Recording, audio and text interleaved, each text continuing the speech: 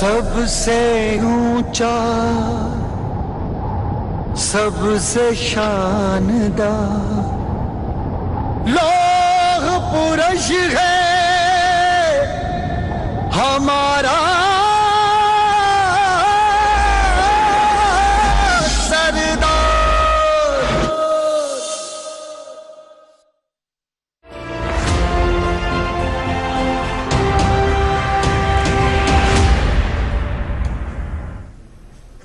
तो आप देख रहे थे कि बढ़िया से सीधा प्रसारण, जहां पर प्रधानमंत्री नरेंद्र मोदी ने सरदार वल्लभ भाई पटेल की 145वीं जन्म जयंती पर विराट प्रतिमा के सामने, विश्व की सबसे ऊंची प्रतिमा के सामने श्रद्धांजलि अर्पित की, श्रद्धासुमन अर्पित किए और इसके साथ ही पूरे देश को, वहां मौजूद लोगों के साथ साथ पूरे देश को देश की अखंडता की, एकता की और उसके साथ ही देश की सुरक्षा की प्रतिज्ञा दिलाई, संकल्प दिलाया और उस संकल्प का प्रधानमंत्री ने महत्व भी जताया और ये भी बताया कि किस तरह से प्रासंगिक है सरदार पटेल के विचार, आज भी किस तरह से महत्वपूर्ण है और किस तरह से न्यू इंडिया का जो विजन सरदार पटेल ने दिया था उसे आज कार्य रूप में परिणित किया जा रहा है। किस तरह से तमाम क्षेत्रों में जो वंचित तबका है, उन्होंने साफ तौर पर कहा जो मजदूर है, जो किसान है, अगर वो आत्मनिर्भर हो जाता है तो देश अपने आप में आत्मनिर्भर हो जाएगा।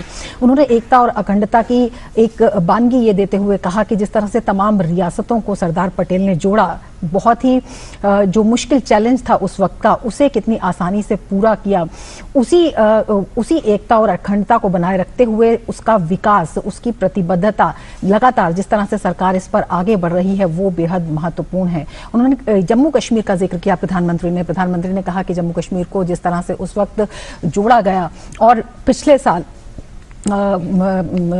अगस्त में जिस तरह से जम्मू कश्मीर को एक जो वहाँ का पुराना एक राज चल रहा था उससे आज़ादी मिली, जिस तरह से जम्मू कश्मीर में विकास की एक नई बयार बही, वो सरदार पटेल के सपने को सच करने जैसा है। इसके साथ ही उन्होंने जो देश तोड़ने वाली ताकतें हैं, जो देश तोड़ने वाली चुनौतियां हैं, उनके बारे में भी जिक्र किया और पुलवामा का उसमें विशेष तौर पर उन्होंने जिक्र किया कि पुलवामा के समय पर जिस तरह से कुछ दलों ने अपनी राजनीतिक महत्वाकांक्षा को साधने के लिए तरह तरह के बयान दिए, तरह तरह के आरोप लगाए, उसे भी उन्होंने कहा कि वो चुपचाप सहते रहे, लेकिन सच्चाई जो है वो हमेशा सामने आती है।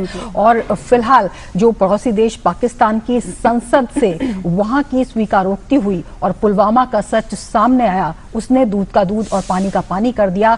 न केवल जो हमारे सुरक्षा बल हैं उनके बलिदान को रेखांकित किया, बल्कि ये भी बताया कि किस तरह से क्षुद्र राजनीति से दूर रहना चाहिए और इस तरह की जो शक्तियां होती हैं उन्हें भी देश के प्रत्येक नागरिक का कर्तव्य है कि उनसे सचेत रहें, क्योंकि अगर हम एक हैं तो हम अद्वितीय हैं, हम अपराजित हैं और हम सक्षम हैं, सशक्त हैं और किसी भी चुनौती का सामना करने के लिए हमेशा तत्पर और तैयार हैं। और इसी पर हम चर्चा करेंगे। कार्यक्रम में हमारे साथ दो खास मेहमान भी जुड़ गए हैं।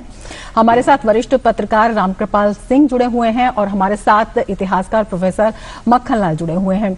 हम अपने दोनों ही मेहमानों का स्वागत करते हैं। सबसे पहले हम रामकृपाल सिंह जी आपके पास आना चाहेंगे। प्रधानमंत्री ने जिस तरह से सरदार पटेल के विराट व्यक्तित्व, उनकी जन्म जयंती और उनका जो विराट प्रतिमा और उसके साथ ही विराट संकल्प और उसके साथ ही जिस तरह से प्रधानमंत्री ने देश की एकता अखंडता को बनाए रखने और उसी रफ्तार से विकास को आगे ले जाने के सपने को साकार करने की बात कही है और साथ ही देश तोड़ने वाली जो शक्तियां हैं उनसे भी सावधान रहने की बात कही है, किस तरह से देखते हैं उनके संबोधन को?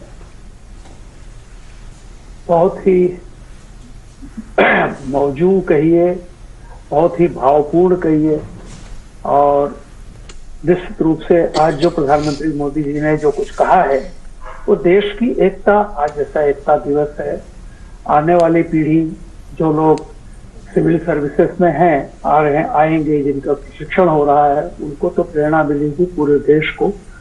उन्होंने ये गर्व महसूस किया कि सरदार पटेल जी ने जो सपना देखा था उसको वो क्रमशः जो भी उसमें रह गया था वो पूरा कर रहे हैं। उन्होंने कश्मीर का जिक्र किया और सबसे जो उन्होंने एक अपना दर्द व्यक्त किया कि पुलवामा में जो कुछ भी हुआ था उसके बाद राजनीति बहुत सारे विषयों पर होती है, लेकिन जिस तरह से राजनीति कुछ पार्टियों ने यहाँ पे हमारे यहाँ जो राजनीति की थी, जिस तरह से इस घटना को खुद मतलब यही बताया गया था कि ये सब इलेक्शन के लिए किया जा रहा है और यही से कुछ हुआ है, जो विदेशी ताकतें जो कह रही थी, जो हमारे दुश्मन कह रहे थे, उसके हाँ में हाँ मिलाया गया। और जब अभी 2-4 दिन पहले वहां के एक मंत्री ने उनकी अपनी संसद में कहा, ऐसा कायरतापूर्ण बयान दिया, लेकिन वो सच्चाई थी। कोई कायर देश ही अपनी किसी कायर कार्रवाई पर नाज कर सकता है, ये पाकिस्तान था। लेकिन कम से कम इसमें उसने कबूला तो कि ये कायरतापूर्ण और घृणित कारनामा उसी ने किया था।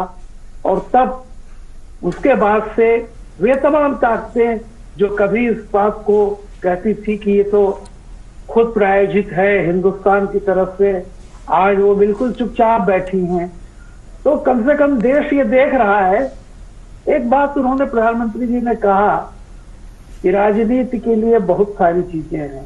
हमारी जो ताकत है, इस राष्ट्र की जो ताकत है, ये जो हमारा विविधता है, उस विविधता के बावजूद इतना हम एक हैं, वही हमारी आत्मा है, वही हमारी सांस्कृतिक चेतना है और वही हमारा आइडेंटिटी है, अस्तित्व है। आप उसके साथ खिलवाड़ वोट के लिए कम से कम राष्ट्र को छोड़ दीजिए, इस राष्ट्रीय जो हमारी अस्मिता है उससे खिलवाड़ करने वाला कोई भी चीज मत कीजिए। बहुत बहुत व्यथित स्वर में उन्होंने कहा। और मैं समझता हूं जो भी आज सुन रहा था, निश्चित रूप से उसे भी वेदना हुई होगी। और पलट करके हम थोड़ा सा 2019 का वो दौर देखते हैं कि जब पुलवामा हुआ था और क्या क्या चीजें कही गई थी, ये दुखद था। और जैसा उन्होंने कहा कि सरदार जी ने सारी रियासतों को जोड़ा, थोड़ी सी एक जो चूक रह गई थी, कहीं से वो नहीं कर पाए थे उस काम को। 5 अगस्त पिछले साल मोदी जी ने उस काम को पूरा किया। और जैसा कह रहे थे कि जो हमारा सागर माथा है, जो हमारा माथा है कश्मीर, वो अब प्रगति पर आगे बढ़ेगा, वहां भी प्रगति के नए आयाम खुल सकेंगे। तो मुख्य रूप से बहुत सारे बिंदुओं को उन्होंने, जैसा कि प्रधानमंत्री जी बोलते बहुत बढ़िया है और उनमें हमेशा एक सारगर्भित, लेकिन कुल मिलाकर के उनका कहना यही होता है कि सत्ता सरकारें आएगी जाएंगी, राष्ट्र अपनी जगह पे है। राष्ट्र को कमजोर करने वाला कोई भी काम नहीं किया जाना चाहिए। और सरदार पटेल जी की ये भव्य प्रतिमा जो प्रधानमंत्री ने 5 साल पहले एक तरह से 2013 में उन्होंने ये कल्पना किया था, इसकी वो की थी और 18 में इसको पूरा किया, यानी 5 सालों में। वो भी एक अपने आप में मिसाल है एक पूरी आने वाली पीढ़ी को, और जो आज के लोग मौजूद हैं, चाहे वो बूढ़े हों, जवान हों, बच्चे हों, सबके लिए है कि कैसे एक सपना देखा गया और उसको पूरा किया गया। और प्रधानमंत्री जी ने 2017 में मन की बात में एक आह्वान किया था कि 5 साल किसी भी देश को बहुत बड़े बदलाव के लिए काफी होते हैं। सन 42 में अंग्रेजों भारत छोड़ो का नारा दिया गया और 47 में हमने आजादी ले ली। 2013 में इन्होंने कहा सरदार की प्रतिमा बनेगी, 18 में बन गई। इसी तरह से 2017 में उन्होंने आह्वान किया था कि 2022 में एक नए भारत का, न्यू इंडिया का जो सपना देखा है, मैं समझता हूं कि उसकी भी याद दिलाई उन्होंने। और उसके लिए लगातार काम करने की जो प्रेरणा है वो उल्लेखनीय रहा है। उन्होंने गर्व भी किया, दुख भी व्यक्त किया और मैं बहुत अच्छा हूं।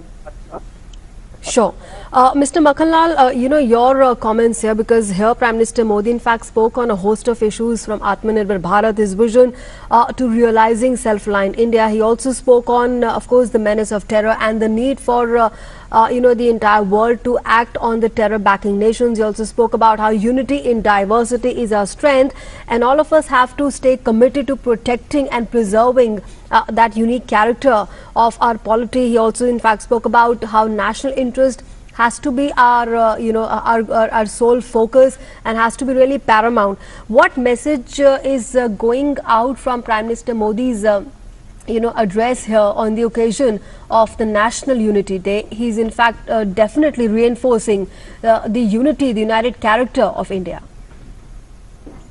Yes, very much. Is trying to inculcate in all of us that nation, that is unity of India, is foremost. And one of the best things he said that for doing politics, you have hundreds of other, issues, but no politics should be done at the cost of nation, its unity. We have paid a very heavy price to get this independence. It has not come so cheaply. And also remember that Constitution of India is the real symbol of our unity, and one of the most important factor is fundamental right. Part 3 of the Constitution is a straightaway gift of Sardar Patel. Many few people know that Constituent Assembly was responsible for making Constitution. There was a drafting committee headed by Baba Saheb Ambedkar, which prepared the draft of the Constitution, and within that draft of the Constitution there is a chapter part 3, fundamental rights, and that fundamental rights was written by Sardar Patel, heading committee. And when you look at fundamental rights, one of the basic thing is it gives you lot of rights, but with certain constraint, and that's what Prime Minister was saying.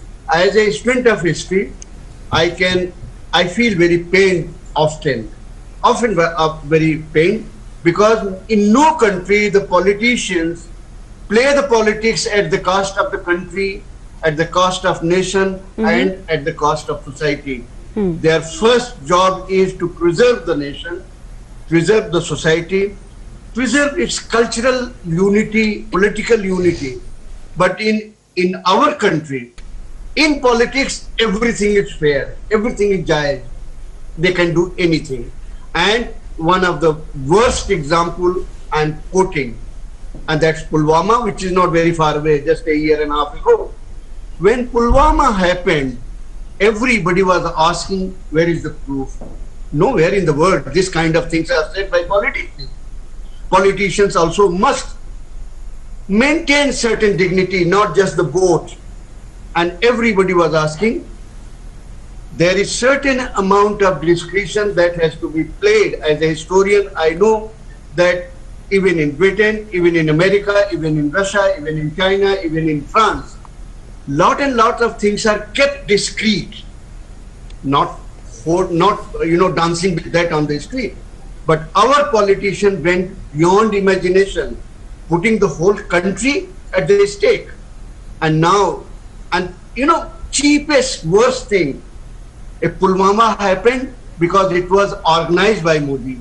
Can anyone talk in this term, blaming its own army because of you are breathing? Had you not had an army, you would have been enslaved. And that is one of the worst things that happened. And now the Pakistan itself, in the assembly of all the places, in the assembly, a former minister said, Pulwama was our creation and our successful thing. Now what do they say? Are these political parties ready to renounce their path, renounce the way they do the politics? Or they have become so shameless that they can go to any extent? I'm not a political person. I'm not a supporter of any particular party. But for me, nation is the first. And I'm unwilling to condone anybody who plays with the sentiments of nation. And today, Prime Minister was constantly reminding us that for doing politics, you have hundreds and thousands of issues. There are issues of education, there is issue of sanitation, there is issue of, housing, there is issue of poverty, there is issue of all other kinds of things. But don't, for God's sake, don't play with the integrity, unity of the nation. Those who know the history, they know what kind of problems Sardar Patel faced in 1947 to 1950, creating this one nation out of 563 states. There was only one state which was taken away from him, and that was Jammu and Kashmir. And it was handed over to Gopalaswamy Iyengar. Yes, and Nehru said that I will deal it directly with you. And now you see what has happened for the last 70 years. Absolutely. And let me put the record straight, because this is all part of the Constituent Assembly debate and Constituent Assembly documents, that Sardar Patel refused to accept the insertion of Article 317 and 35A in the Constitution. And he is on the record in writing that my agreeing to this kind of provision does not arise. It is going to destroy the constitution. And look at how that then, in order to just please Sardar Patel, word temporary was added in 370, temporary provision. Earlier it was provision. Even Sardar Patel did not agree with temporary, but look at, for 73 years that temporary has become permanent. Last year, when it was all done away with, I am sure that Constitution itself must have had a pleasing breath, and so also Sardar Patel. So there are certain things, as a historian, as a citizen, proud citizen of this country, I want to appeal one and all politician party and politicians that please do the politics the way you want, but keep the nation out of your dirty politics. बिल्कुल बेहद सटीक बात आपने कही है professor Makhanlal. आप हमारे साथ जुड़े रहिए। हमारे साथ केवड़िया से हमारे दो संवाददाता भी जुड़ गए हैं। हमारे वरिष्ठ सहयोगी अशोक श्रीवास्तव हमारे साथ जुड़े हुए हैं और सुधाकर दास हमारे वरिष्ठ संवाददाता हमारे साथ जुड़े हुए हैं। अशोक, आपके पास आना चाहेंगे और जानना चाहेंगे, जिस तरह का विहंगम दृश्य आज हमने देखा सरदार पटेल की विराट प्रतिमा के सामने, जो विराट संकल्प प्रधानमंत्री ने लिया और उसके साथ ही प्रधानमंत्री ने जो विभिन्न विविधता में एकता की बात बताई और उस एकता का महत्व बताया, किस तरह से देखते हैं उस पूरे संकल्प को, जब प्रधानमंत्री विशेष रूप से ये कहते हैं कि जम्मू कश्मीर को या विभिन्न रियासतों को मिलाने का संकल्प, मिलाने का कार्य सरदार पटेल का था, लेकिन उसकी परिणति जो है, नए भारत का जो सोच था, उसका सपना अब साकार होते हुए दिखाई देता है। विशेषकर जम्मू कश्मीर का उन्होंने उल्लेख किया। पिछले साल जिस तरह से आर्टिकल 370 में अमेंडमेंट किया गया, उसको देखते हुए जिस तरह से विकास की धारा वहां पर बही, तो उन्होंने कहा कि वो सपना जो है साकार होता हुआ तब दिखाई दिया। जी बिल्कुल, देखिए रमा, मैं आपका सवाल अशोक जी तक बिल्कुल पहुंचा देता हूं। बहुत महत्वपूर्ण संदेश आज प्रधानमंत्री जी के भाषण में, एक संदेश पूरे देशवासियों के लिए, एक संदेश उन राजनीतिक दलों के लिए जो देश हित के ऊपर भी राजनीति करते हैं, और एक संदेश पूरे वैश्विक समुदाय के लिए था। और सबसे महत्वपूर्ण बात कौन सी थी, किस तरह का संकल्प आपने देखा आज प्रधानमंत्री ने जब एड्रेस किया, जब उन्होंने सरदार पटेल को श्रद्धांजलि दी उसके बाद? देखिए सुधाकर, सबसे बड़ा संदेश तो यह है कि चुनौतियां उस वक्त जो थी, जिसका सरदार पटेल के सामने जो थी, सरदार साहब ने उनका सामना किया, देश को एकजुट किया भावनात्मक रूप से और भौगोलिक रूप से। लेकिन आज जो चुनौतियां हैं वो उन चुनौतियों की तरफ प्रधानमंत्री ने इशारा किया। मोटे तौर पर देखें तो चार बातें मैं निकाल सकता हूं सुधाकर। पहली बात, उन्होंने ये कहा कि जो जम्मू कश्मीर की बात थी, जम्मू कश्मीर का बाकी सब रियासतों का विलय सरदार साहब ने किया, लेकिन जम्मू कश्मीर उनके जिम्मे नहीं था। और उन्होंने कहा, प्रधानमंत्री ने कहा कि मुझे उनके सरदार साहब के आशीर्वाद से ये काम पूरा करने का श्रेय मुझे मिला। दूसरी बात, उन्होंने पुलवामा का जिक्र किया। पुलवामा का जिक्र इसलिए क्योंकि उन्होंने इशारा साफ तौर पर किया, संसद में जिस तरह से पाकिस्तान की संसद में जो स्वीकारोक्ति फवाद हुसैन ने करी है, उसके संदर्भ में उन्होंने कहा कि देखिए किस तरह से पाकिस्तान ने इस तरह से आतंकवाद क्या किया, वो आतंकवाद जिसका भारत समय से हमेशा से मुकाबला कर रहा है, और ये चुनौती भारत के सामने अब भी है, क्योंकि भारत को तोड़ने की कोशिश होती है। भारत की विविधता ताकत है, लेकिन इस विविधता का फायदा उठाकर ये लोग भारत को तोड़ने की कोशिश करते हैं। तो पुलवामा का जिक्र किया। और तीसरी बात, पुलवामा का जिक्र करते हुए उन्होंने साफ तौर पर कहा कि ऐसे राजनीतिक पार्टियां, क्योंकि सुधाकर हमें नहीं भूलना चाहिए उस वक्त चुनाव का माहौल था और तमाम पार्टियां, खास करके अरविंद केजरीवाल दिल्ली के मुख्यमंत्री या फिर राहुल गांधी और दूसरी तरफ हम ममता बनर्जी, इन तमाम लोगों ने इस तरह से इशारा किया कि जैसे भारत में चुनाव जीतने के लिए भारत ने खुद इस तरह का आतंकी हमला कराया। तो इस तरह की ओछी राजनीति की गई। इसीलिए प्रधानमंत्री ने कहा कि मुझे इस बात का बहुत दर्द है, घाव है और बहुत पीड़ा है कि इस तरह की राजनीति हुई। तो उन्होंने साफ तौर पर कहा कि ऐसी राजनीति देश को बांटने वाली है, जो हमारे सुरक्षा बल है उनका मनोबल कम करने वाली है, ऐसी राजनीति नहीं होनी चाहिए। और राजनीति के लिए देश हित से कभी, बिल्कुल देश हित से कभी। और चौथी बात जो आपने जिक्र किया कि वैश्विक आतंकवाद, क्योंकि फ्रांस में इस वक्त जो चल रहा है उसकी तरफ उन्होंने इशारा किया कि किस तरह से आतंकवाद से लड़ना, तो हम सबको एकजुट होना पड़ेगा, दुनिया को एकजुट होना पड़ेगा। तो ये चार मैसेज हैं। बाकी सरदार साहब का जो भाव था भारत को लेकर, वो उन्होंने साफ तौर पर कहा कि भारत एक है और एक रहना चाहिए। दूसरी बात रमा, एक और महत्वपूर्ण बात उन्होंने ये कही कि आत्मनिर्भर भारत की तरफ देश बढ़ रहा है, और आत्मनिर्भर भारत से ही प्रगति और सुरक्षा के लिए जो एक ताकत मिलती है, आश्वस्ति गारंटी मिलती है वो होती है। और सीमाओं को लेकर भारत का नजर और नजरिया बदला है। वहां जिस तरह से इंफ्रास्ट्रक्चर का विकास हो रहा है और भारत अपनी संप्रभुता की रक्षा के लिए पूरी तरह से तैयार है। तो ये एक बहुत महत्वपूर्ण संदेश सीमाओं की रक्षा को लेकर भी प्रधानमंत्री का था यहाँ केवड़िया से। Sure. All right. Sudhakar and Ashok will come back to you for more perspective on Prime Minister Modi's address there on the occasion of the National Unity Day today. But we also have a correspondent, Shailendra Mishra, joining us. Shailendra, we've been discussing, the message of unity in diversity and preserving and protecting that unity, no matter what. But India has to stay united, and that's a strong message that's come out from Prime Minister Modi's address there, in Kevadia. And another important subject that he has been emphasizing on is the self-reliance, achieving self-reliance and becoming self-reliant. When we saw those projects launched yesterday in Kevadia, of course, those were, taking forward his vision for Atmanirbhar Bharat, generating more employment opportunities and reaching that target of India becoming a manufacturing hub. Of course, when we talk about the Ekta Mall as well, and once again, he is sending out a strong, unambiguous, clear message of becoming self-reliant to all the Indians through his address today. बिल्कुल, आज प्रधानमंत्री नरेंद्र मोदी ने अपने संबोधन में तमाम अहम बातों का जिक्र किया है।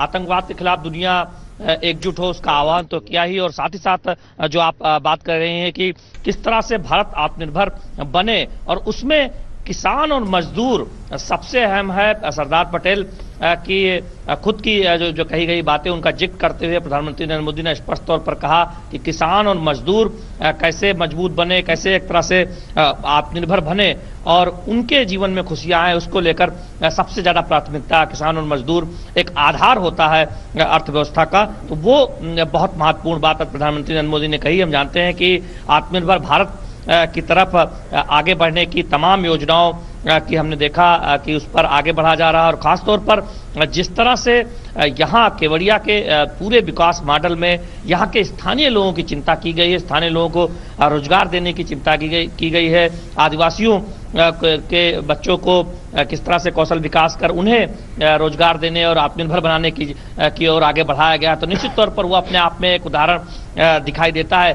तमाम यहाँ की जो परियोजनाएं हैं, जो व्यवस्थाएं यहाँ पर विकसित की गई है, जो महिलाएं घरों से नहीं निकलती थी, उनका स्किल डेवलपमेंट करके उन्हें अब रोजगार दिया गया है, वो आत्मनिर्भर बनी है और एक तरह से अपने पैरों पर खड़ी हुई है। तो ये अपने आप में दर्शाता है कि किस तरह से विकास की पूरी व्यवस्था में जो समाज के पायदान पर खड़ा अंतिम आदमी है या जो वंचित वर्ग है खासतौर पर, और जिन इलाका का विकास किया जाता है वहां पर वहां के स्थानीय लोगों को किस तरह से मजबूती देनी है रोजगार के जरिए, और तमाम जो स्वरोजगार हो या फिर तमाम जो विकास किया जाता है उसमें उनकी भूमिका सुनिश्चित की जाए, इसको लेकर रेखांकित आज के संबोधन में प्रधानमंत्री नरेंद्र मोदी ने किया। और साथ ही साथ एक जो बहुत और अहम बात कही कि जिस सांस्कृतिक पुनर्स्थापना की शुरुआत सरदार पटेल ने सोमनाथ के मंदिर के अपने निर्माण से की थी, सुप्रीम कोर्ट के फैसले के बाद राम मंदिर के निर्माण की शुरुआत पे उसे आगे बढ़ाया गया है। तो दरअसल भारत किस तरह से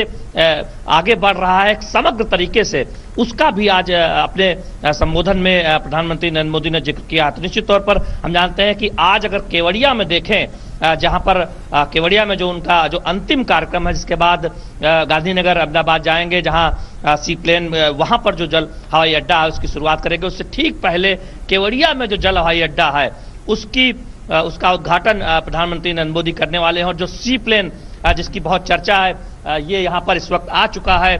इस सी प्लेन के जरिए हम जानते हैं कि ये एक ऐसी व्यवस्था जो केवड़िया में जो विकसित की जा रही है, जहां सभी संपर्क माध्यमों को विकसित किया जा रहा है, जल, सड़क और वायु मार्ग। और इसकी खासियत ये है इसकी कि आप जो बड़े हवाई अड्डे जहां नहीं है, जहां पर ये कह सकते हैं कि उतनी व्यवस्थाएं नहीं है, लेकिन हमारे भारत में हम जानते हैं कि अगर देखें तो नदियां हैं, बड़ी बड़ी झीलें हैं, वहां पर एक छोटी सी पट्टी बनाकर सी प्लेन को उतारा जा सकता है। सी प्लेन जो दरअसल पानी में उतर सकता है, इसकी एक खासियत है। तो ऐसे में आगे आने वाले दिनों में देखेंगे कि जल परिवहन के लिहाज से इसका भी काफी इस्तेमाल भविष्य में दिखाई देगा। तो निश्चित तौर पर जो केवड़िया को, स्टैच्यू ऑफ यूनिटी को जो अंतर्राष्ट्रीय स्तर के जो पर्यटन स्थल बनाने की ओर तेजी से आगे बढ़ाया जा रहा है, इसमें तमाम 2 दर्जन से अधिक जो एक तरह से कहे, चाहे जंगल सफारी हो, न्यूट्रिशन पार्क हो,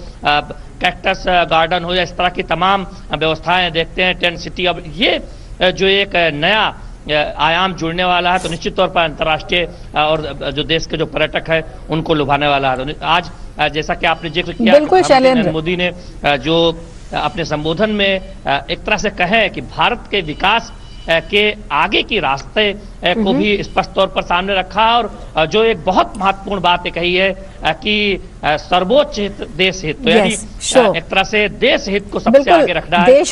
देश हित और चहुमुखी विकास की बात प्रधानमंत्री ने आज रखी है। शैलेंद्र जुड़े रहिए हमारे साथ 2 खास मेहमान भी इस कार्यक्रम में जुड़े हुए हैं। रामकृपाल सिंह जी, आपसे अगर पूछना चाहें, जिस तरह से आत्मनिर्भर भारत की प्रधानमंत्री ने बात कही, आत्मनिर्भर भारत का आह्वान किया, न केवल आह्वान किया, विविध तरीकों से आत्मनिर्भर करने का विविध क्षेत्रों में प्रयास भी किया गया, विशेषकर कोविड काल में। प्रधानमंत्री ने यह भी कहा कि जो आत्मनिर्भर भारत है वही अपनी रक्षा और सुरक्षा कर सकता है, और रक्षा के क्षेत्र में भी हम आत्मनिर्भर हो रहे हैं। सीमाओं को देखने पर नजर भी बदली है, नजरिया भी बदला है। किस तरह का बड़ा बदलाव आप देखते हैं? देखिए, प्रधानमंत्री जी ने आज के दिन कोई भी ऐसा विषय नहीं रहा जो उन्होंने नहीं छुआ हो। दरअसल ये सारे विषय कोई अलग अलग नहीं होते हैं, इनमें एक अंतरावलंबन होता है। सब एक दूसरे से कहीं न कहीं इंटरडिपेंडेंट है। जैसा मक्खनलाल जी भी कह रहे थे, आप देखिए, उन्होंने सरदार पटेल जी को जब कहा, उन्होंने कहा कि पूरी धरती को, पूरी दुनिया को अगर कोई भी इसमें विकास का योगदान है तो मजदूर और किसान का है। आप देखिए, इसमें सबसे बड़ी बात यह है कि वो श्रम की महत्ता का बहुत हमेशा प्रधानमंत्री जी उसका सम्मान करते हैं, जिसको कहते हैं डिग्निटी ऑफ लेबर। तो वहां से शुरुआत की कि और अगर किसान और मजदूर ये दोनों सुखी है, संपन्न है, तो समझिए आप ये पूरी धरती संपन्न है, पूरा देश संपन्न है। और कह रहे थे कि सरदार जी का सपना था। और जब मोदी जी स्वच्छता की बात करते हो या वोकल फॉर लोकल की बात करते हो, कहीं भी आत्मनिर्भर भारत की बात करते हो, ये सब चीजें आपस में एक दूसरे का पर्याय ही है। लोकल, वोकल फॉर लोकल, यानी कि जो स्थानीय है वो उत्तम है, उसको सर्वोत्तम बनाइए, दुनिया में वो टिक सके। ऐसा नहीं कि सिर्फ हम अपने कंजम्पशन के लिए बनाएं। और सपने देखिए, 5 सालों में देश बदल जाते हैं, तकदीरें बदल जाती हैं, हम श्रम से बहुत चीजें बदल सकते हैं। तो ये जो केवड़िया का वो एक उदाहरण है। देखिए, कोई भी सफल लीडर वही होता है जो खुद कुछ करके दिखाए। जिस तरह से मोदी जी ने खुद कुछ करके दिखाया है, आज देखिए केवड़िया में कोई एक चीज नहीं है, अब सब कुछ, चाहे आप सुदूर नॉर्थ ईस्ट जिसको कहते हैं, उत्तर पूरब के पोशाकें आज केवड़िया में बिक रही हैं। कल मैं सुन रहा था, एक वहां का दुकानदार कोई जो आया, उसने कहा गुजरात में लोग इतना खरीद रहे हैं। तो आप देखिए ना, जिस विविधता की बात वो कर रहे थे, उस विविधता की एक छोटी सी झांकी केवड़िया में है, जहां सांस्कृतिक एकता है तरह तरह की, जहां वस्त्रों का वो है। आप देखिए, एक जो योग, एक जो वहां उपवन बनाया गया है, औषधि उपवन, जिसमें योग आप कर सकते हैं। आज के कोरोना काल में ये कहा जा रहा है, पूरी दुनिया में हमारी चीजों को माना, नमस्ते को स्वीकार किया, ये माना है कि आयुर्वेद और योग ये आपको वेलनेस के लिए बहुत जरूरी है। पूरी दुनिया उससे आ रही है। कल जिस तरह से उसकी एक झांकी दिखाई पड़ी, पूरी जानकारी मिलती है कि कौन सी वनस्पति, कौन सा नेचुरल, जिसको कहते हैं प्राकृतिक चिकित्सा, उसकी तरफ तो कोई ऐसा विषय नहीं रहा जो उन्होंने छोड़ा नहीं।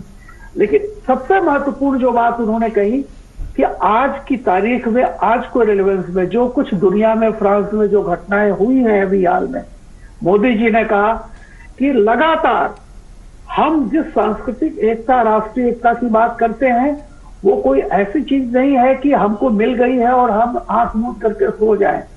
उसकी लगातार पहरेदारी करनी है, क्योंकि कुछ ताकतें, जो आतंकी ताकतें दुनिया में है, जिसको मोदी जी विभिन्न चैनलों से विभिन्न अवसरों पर कह चुके हैं कि आतंक का कोई धर्म, कोई जाति, कोई मजहब नहीं होता, कोई उसका एक स्थानीय स्वरूप नहीं होता, वो पूरी मानवता के लिए खतरनाक है और रह करके वो कई रूपों में उभरता है। उसका भी उन्होंने जिक्र किया।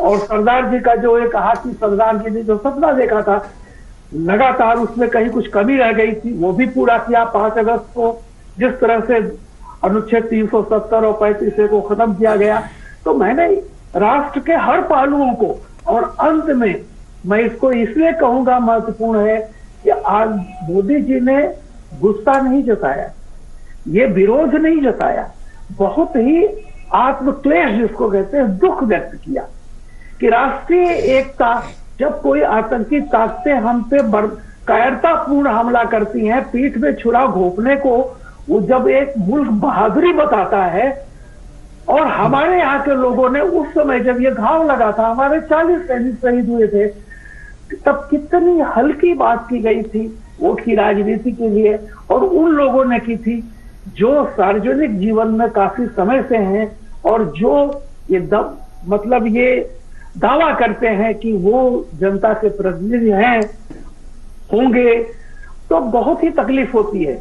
आप जैसा मक्खनलाल जी ने कहा कि राजनीति करने के, सत्ता संपन्न करने के हजारों चीजें हैं। हमारी सांस्कृतिक जो हमारी चेतना है, उसमें हमेशा यही है कि हम कुछ दे दें, हमें संग्रह और किसी से लेना और अपने लिए जीना ये तो रहा ही नहीं है। तो ये जो बड़प्पन है, ये राजनीति भी कीजिए कुछ मूल्यों को लेकर के, क्योंकि राष्ट्र सर्वोपरि है। सरकारें बदलती रहती है, राज्य एक अलग चीज है, राष्ट्र अलग चीज है। राष्ट्र की सांस्कृतिक चेतना, हमारा वैविध्य जो है, हमारी एकता, हर भारतीय 130 करोड़ भारतीय राष्ट्र से गद्दारी नहीं कोई करना चाहता। तो कम से कम ऐसे आरोप कभी भी मत लगाइए कि वोट के लिए कोई भी सरकार अपने ही लोगों को के साथ इस तरह का घृणित काम करेगी। आज जब पड़ोसी ने मान लिया है, जिस गुनाह से वो बचता रहा, हमेशा झूठ बोलता रहा, आज उसका मंत्री संसद में कह रहा है कि हाँ हमने ये किया था, और उसको बड़ा फक्र से कह रहा है कि पाकिस्तान की पूरी कौम के लिए बड़ी बात है। पाकिस्तान की कौम ऐसी नहीं है। ये मंत्री का जो बड़बोलापन है, जिस तरह से उन्होंने कहा, हालांकि आत्मस्वीकारोक्ति है, सही निकला उनके मुंह से, ये हमारे उन तमाम लोगों की राजनीति करने के तौर तरीके पर एक गहरा सवाल उठाता है। और मोदी जी ने बहुत ही लास्ट में दुखी होकर के ये बात कही थी, और मैं समझता हूं कि अगर इससे आज कोई सबक लिया जाए भारतीय राजनीति में, तो मैं समझता हूं आने वाली पीढ़ियों के लिए एक सुखद घटना होगी। बिल्कुल। प्रोफेसर मक्खनलाल जी, आपसे जानना चाहेंगे, जिस तरह से प्रधानमंत्री ने आज साफ तौर पर कहा कि राष्ट्रहित के आड़े में राजनीति नहीं आनी चाहिए, राष्ट्रहित सर्वोपरि होता है, राजनीति करने के लिए बहुत सारी चीजें होती हैं। प्रधानमंत्री भावुक भी हो गए थे ये बात कहते कहते, और राष्ट्रहित की जब बात आती है और राष्ट्रहित वर्सेस राजनीति की जब बात आती है, सरदार पटेल का अगर आप जीवन देखते हैं तो बहुत से जो प्रकरण है, बहुत से प्रसंग ऐसे आए जहां पर उन्होंने निजी हितों को ताक पर रख दिया, राष्ट्रहित को सर्वोपरि माना। किस तरह से प्रधानमंत्री ने भी लगातार इन बातों का जिक्र किया है, और प्रधानमंत्री कहते हैं कि लगातार उन प्रसंगों का जिक्र जो है वो राष्ट्रहित की भावना को सर्वोपरि करता है और सबको उससे प्रेरणा लेनी चाहिए। किस तरह से सरदार पटेल की ये जो राष्ट्रहित की नीति थी, ये जो राष्ट्रहित की भावना थी, आज भी प्रासंगिक है और किस तरह से इसे फॉलो किया जाना चाहिए? निजी हित को बिल्कुल दरकिनार करके राष्ट्रहित की तरफ ही एग्जाम्पल की जब बात आती है, सरदार पटेल उसके सबसे बड़े उदाहरण हैं।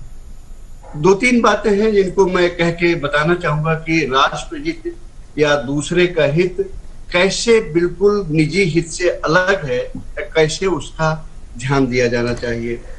सरदार पटेल एक केस की पैरवी कर रहे थे वो मात्र 34 वर्ष की उम्र में थे उस वक्त। आप जरा देखिए सीनरी कि वो कोर्ट में खड़े होके अपना केस आर्गू कर रहे हैं, मजिस्ट्रेट है, अपोजिशन वकील है। उसी वक्त उनके पास एक तार आता है। उस जमाने में ईमेल नहीं थे या टेलीफोन नहीं था, तार आता था सबके यहाँ, टेलीग्राम उनको कोर्ट में डिलीवर किया जाता है। वो यूं खोल के देखते हैं, पढ़ते हैं, चुपचाप फोल्ड करके अपनी जेब में रख लेते हैं और सारी बात बहस जारी रखते हैं। मुकदमे का फैसला उनके पक्ष में हो जाता है, यानी मुकदमा वो अपने मुवक्किल के लिए जीत लेते हैं। अब मुकदमे का फैसला लिखाने के बाद मजिस्ट्रेट ने कहा, mister Patel, what it was that you were delivered the message right into the middle of argument. Sardar Patel ने कहा, the message was that my wife is no more. आप क्या इमेजिन कर सकते हैं कि 34 साल का एक व्यक्ति कोर्ट में आर्गू कर रहा है, उसको मैसेज मिलता है कि उसकी वाइफ की डेथ हो गई, और वो पर्चा फोल्ड करके अपनी जेब में रखते हैं और चुपचाप बहस करते हैं। मजिस्ट्रेट शॉक्ड था, भौचक्का था। उसने पूछा कि why did you not take the time, I would have given you gladly. विपक्ष के वकील ने कहा कि आपने गड़बड़ किया। सरदार पटेल ने सिर्फ एक छोटी सी बात कही, अगर मैं समय लेता तो मेरे मुवक्किल को इस फैसले के लिए और इंतजार करना पड़ता और उसका पैसा खर्च होता। ये मेरे लिए गवारा नहीं था। ये एक व्यक्तिगत क्षत, यानी व्यक्तिगत ट्रेजेडी को, कैलामिटी को किस तरह से उन्होंने सहा और हमेशा दूसरे का ध्यान रखा। दूसरा एग्जाम्पल आपको देते हैं, 1937 का है, which is a public.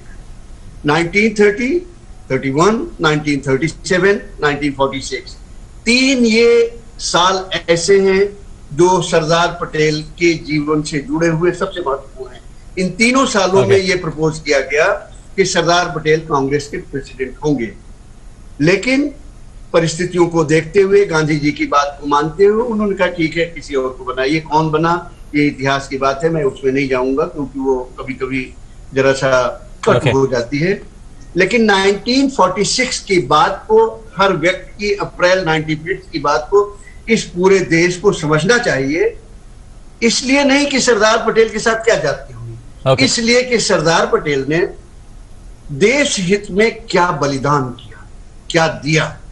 Okay, Professor Makhanlal, I'll just ask you to hold your thoughts there. We've got a team of correspondents there, is very much on ground zero. We've got Sudhakar waiting alongside Ashok Srivastav there, right outside the Statue of Unity behind them. Sudhakar, coming back to the Prime Minister's speech, the Prime Minister speaking about especially the problem of terrorism that not only India but across the world that is faced today.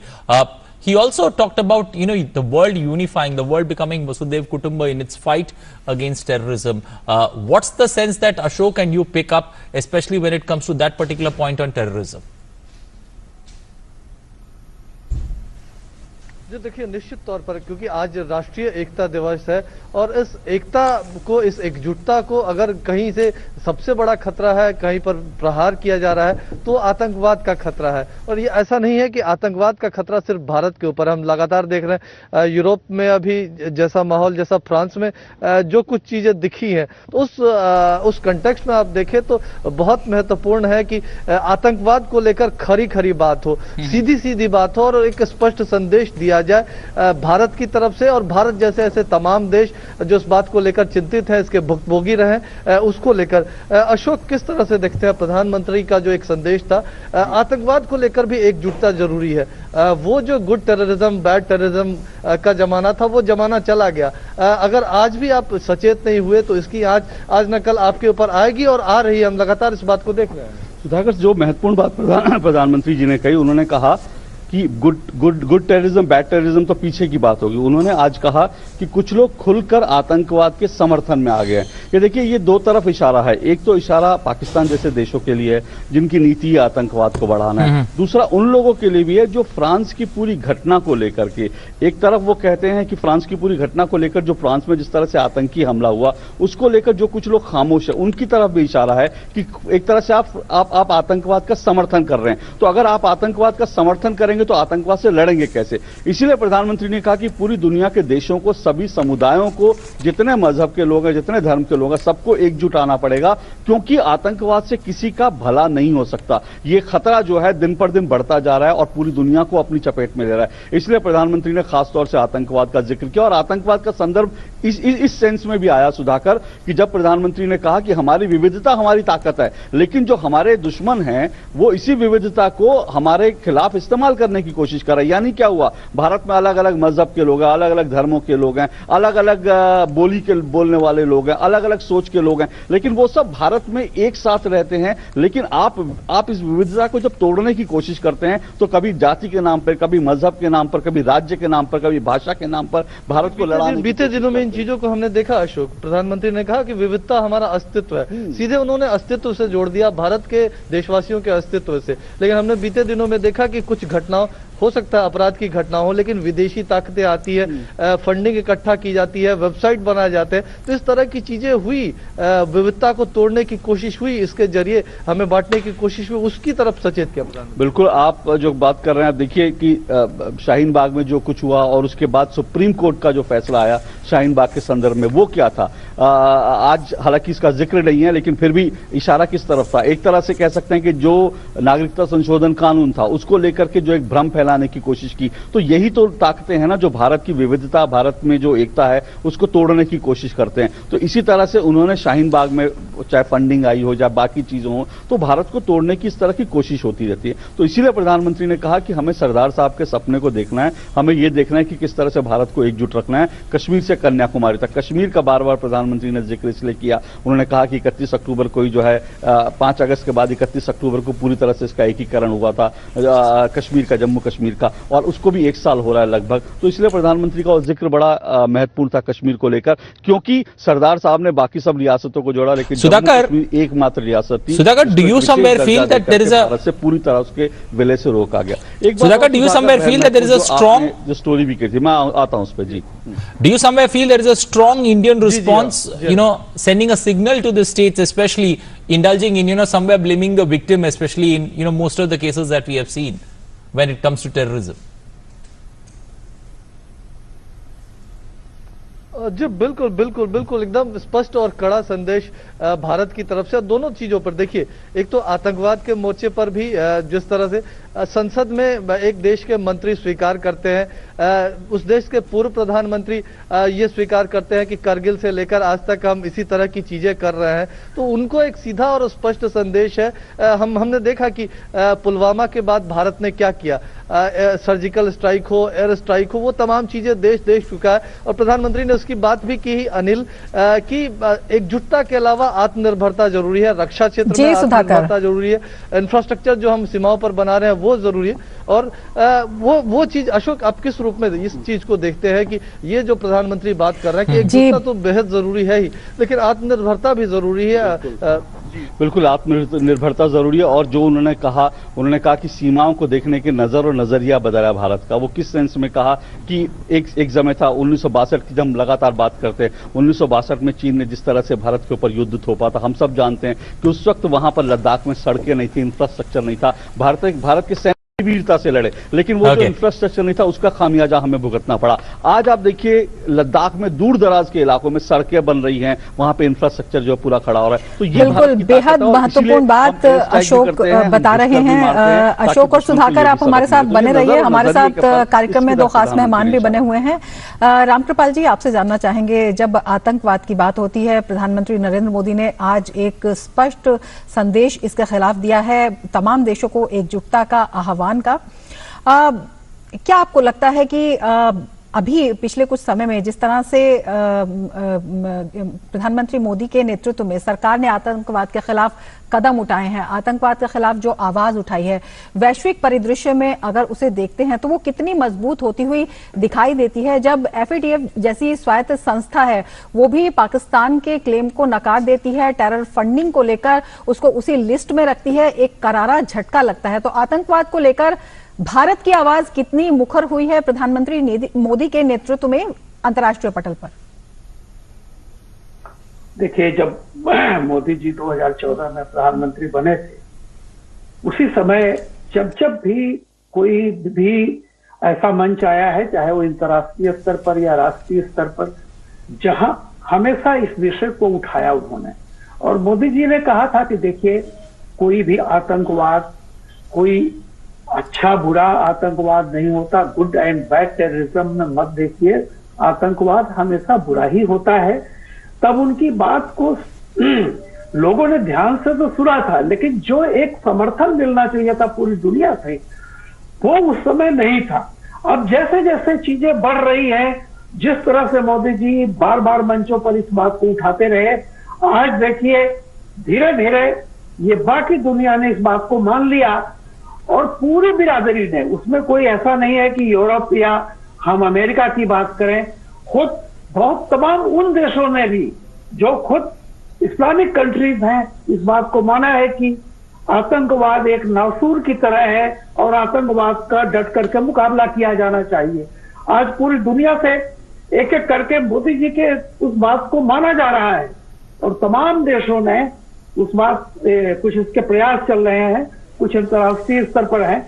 लेकिन ये मत नहीं भूलना चाहिए, मोदी जी का जो इशारा था कि कुछ ताकतें, जैसा होता है अपने अपने स्वार्थों के लिए, राष्ट्रीय स्वार्थों के लिए जिस तरह से राजनीति होती है देश में, ऐसे ही दुनिया में कुछ ताकतें हैं जो जानती तो है कि आतंकवाद एक खतरा है पूरी मानवता के लिए, लेकिन वो चुप हो जाती हैं या ऐसी ताकत कहीं न कहीं इनसे परोक्ष रूप से साथ देती है। पाकिस्तान में जिस तरह से हुआ है, केवल एक मंत्री का यह कबूल करना कि हम भारत में एक षड्यंत्र के तहत हमने 40 सैनिकों को मारा, एक कायरतापूर्ण कार्रवाई को स्वीकार करना, मैं समझता हूं यही उसके लिए काफी है।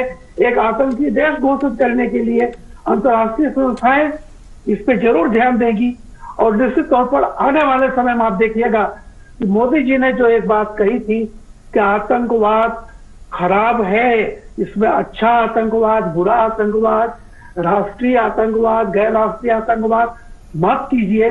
अब दुनिया इस बात को मानने लगी है और आतंकवाद के खिलाफ लड़ाई एक निर्णायक मोड़ पे पहुंच रही है। और मैं ये कहता हूं कि फ्रांस का जो अभी लेटेस्ट है, एक उदाहरण है सामने। धीरे धीरे दुनिया को खड़ा होना पड़ेगा।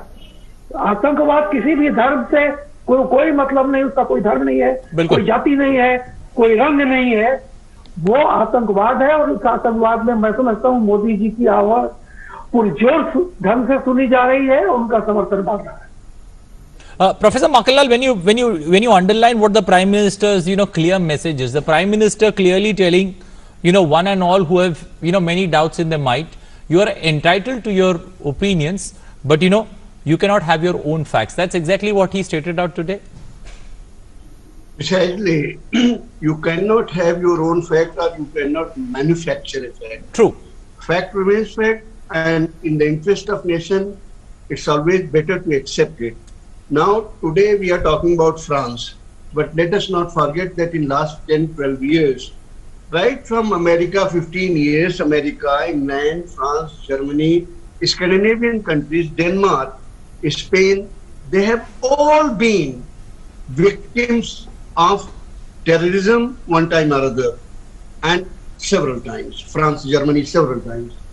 But this whole concept of good terrorism and bad terrorism, now they are understanding. They were trying to sell this to India, and some of the Indian parties, I'm very pained, I'm not angry on this. It pains me when they say Pakistan itself is a victim of terrorism, why we should blame for it.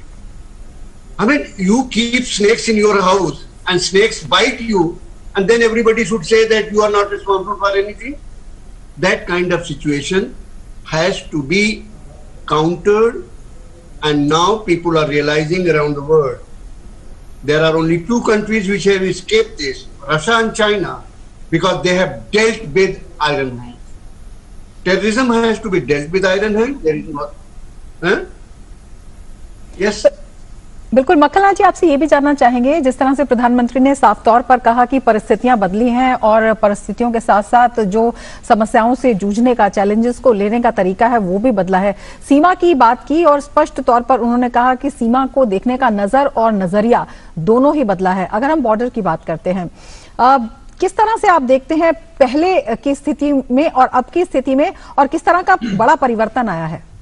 देखिए, one of the basic reasons, जो सबसे बड़ा कारण था, हम Aksai चीन को loose कर गए, हम तमाम जगह कश्मीर को पाकिस्तान ने चीन ने ले लिया, तमाम और जगहें चीन ने ले ली।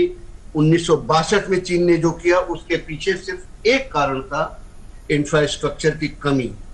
जहां चीन एकदम आपके बॉर्डर तक सड़कें ले आ रहा है, हमने पूरा इग्नोर किया। मतलब 1947 आजादी से लेके 6, 5, 8 साल पहले तक सब इग्नोर किया गया।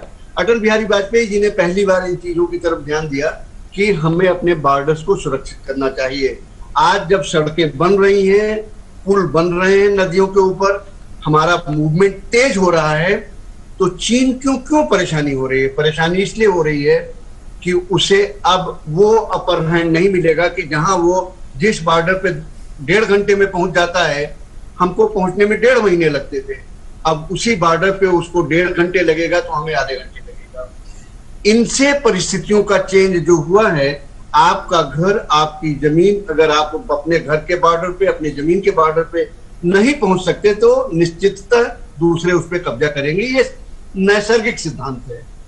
लिहाजा जो इस तरह की बॉर्डर पर हमने इंफ्रास्ट्रक्चर क्रिएट करना शुरू किया है, उससे नजरिया भी बदलेगा, नजर भी बदलेगी, क्योंकि उनको तब ये नहीं लग सकता कि हम इसको लेके बैठ जाएंगे। चाहे डोकलाम रहा हो, चाहे आज पिछले 3 महीने से चल रही परिस्थितियां रही हो, उसके पीछे सिर्फ एक कारण है कि जिस द्रुत गति से वो चलते हैं, उससे ज्यादा द्रुत गति से हम चलेंगे। अगर वो बंदूक का इस्तेमाल करते हैं तो हम उससे बेहतर चीज का इस्तेमाल करेंगे। हमेशा ये ध्यान रखिएगा, विश्व दुनिया ताकत से डरती है और क्षमा उसी को शोभता है जो ताकत होते हुए भी क्षमा कर देता है। आप अगर कमजोर हैं और आप कहें हम शांति के पुजारी हैं, तो वो ढोंग है। शांति उसी को शोभा देती है जो अशांति में भी विजयी रहेगा। लिहाजा अगर आप शांति के पुजारी हैं तो बहुत आवश्यक है कि आप बहुत ताकतवर हो, और दुनिया ताकतवर की ही इज्जत करती है। यूनिपोलर वर्ल्ड हो चाहे बाइपोलर वर्ल्ड हो, आखिर रशिया और अमेरिका के यूनिपोलर और बाइपोलर वर्ल्ड के लीडरशिप का राज क्या था? Let us try to understand this. और हमें बहुत क्लियरली समझना पड़ेगा कि हमारी आत्मनिर्भरता जब तक नहीं आएगी, तब तक हम बिल्कुल अपने अटूट भारत और एक पूरी तौर पे वो भारत जिसकी दुनिया इज्जत करे, वो नहीं बन पाएंगे। और मुझे एक चीज कहने में बहुत गर्व है कि जो बात 1946-47 या 1937 से सरदार पटेल ने भारत की इकोनॉमी पे लिखना शुरू किया था, और उन्होंने ये बात कही थी कि हम बड़े बड़े डैम, बड़ी बड़ी फैक्ट्रियां बनाकर चीजों तो प्रोड्यूस करेंगे, लेकिन जो गांव में रहने वाली छोटी कस्बों वाली आबादी है, उसकी जीविका का क्या होगा, हैंडीक्राफ्ट का क्या होगा, छोटे छोटे संसाधनों का क्या होगा जिससे लोगों की जीविका चलती है। उसका नतीजा क्या हुआ? हमने उस पर ध्यान नहीं दिया 1947 से। लिहाजा जो मार्जिन का आदमी था, गांव का आदमी था, छोटे कस्बे का था, उसकी जीविका सारी खत्म हो इस तरह से हुई कि मुझे हमेशा बाजार जाते समय शर्म लगती थी कि दीपावली के दिनों में गणेश और लक्ष्मी भी हम खरीद रहे हैं चाइना से इंपोर्ट किए हुए। और जब प्रधानमंत्री ने कहा कि आप दिवाली पे जब खरीदारी करने जाएं तो ये भी ध्यान रखें कि आपके पड़ोसी, आपके जानने वालों को घर में भी दिया जले। आखिर हम कहाँ चले गए थे? तो उस तरफ सरदार पटेल का वो एक पूरी उनकी ड्रीम थी कि सभी को जॉब मिले, सभी को जीविका मिले, बड़े डैम्स, बड़ी फैक्ट्रियों के साथ साथ गांव में भी जीविका का साधन हो। और जब मोदी जी आत्मनिर्भर भारत की बात कर रहे हैं, जब वो कह रहे हैं कि आपके पड़ोसी के घर में भी दिया जलना चाहिए, जब वो कह रहे हैं कि लोकल और वोकल का मतलब यही था कि सारी चीजें जिनको हमने पिछले 50 साल में गंवा दिया, हैंडीक्राफ्ट गंवा दिया, चीजों की महत्ता गंवा दी फैक्ट्री से प्रोड्यूस चीजों के चक्कर में। लिहाजा उनको जो आज टोटल मार्जिन पे चले गए हैं, उनको भी उतना ही सुखी रहने का हक है, और उसमें उनको सुखी बनाने का जिम्मेदारी भी हमारी ही है। और अगर हम उनको सुखी बना पाए, उनके हैंडीक्राफ्ट को आगे बढ़ा पाए, लोकल के प्रति वोकल हो गए, तो आप यकीन माने आत्मनिर्भर के रास्ते में हम 80% से ज्यादा रास्ता तय कर चुके हैं। Okay, I'll ask both gentlemen there, both esteemed guests, to hold their thoughts, especially when it comes to deliberating further. Let's now listen into what Prime Minister Narendra Modi said on collective terrorism and India's fight against terror models. कुछ लोग आतंकवाद के समर्थन में खुल करके सामने आ गए हैं। वो आज मानवता के लिए, विश्व के लिए, शांति के उपासकों के लिए एक वैश्विक चिंता का विषय बना हुआ है।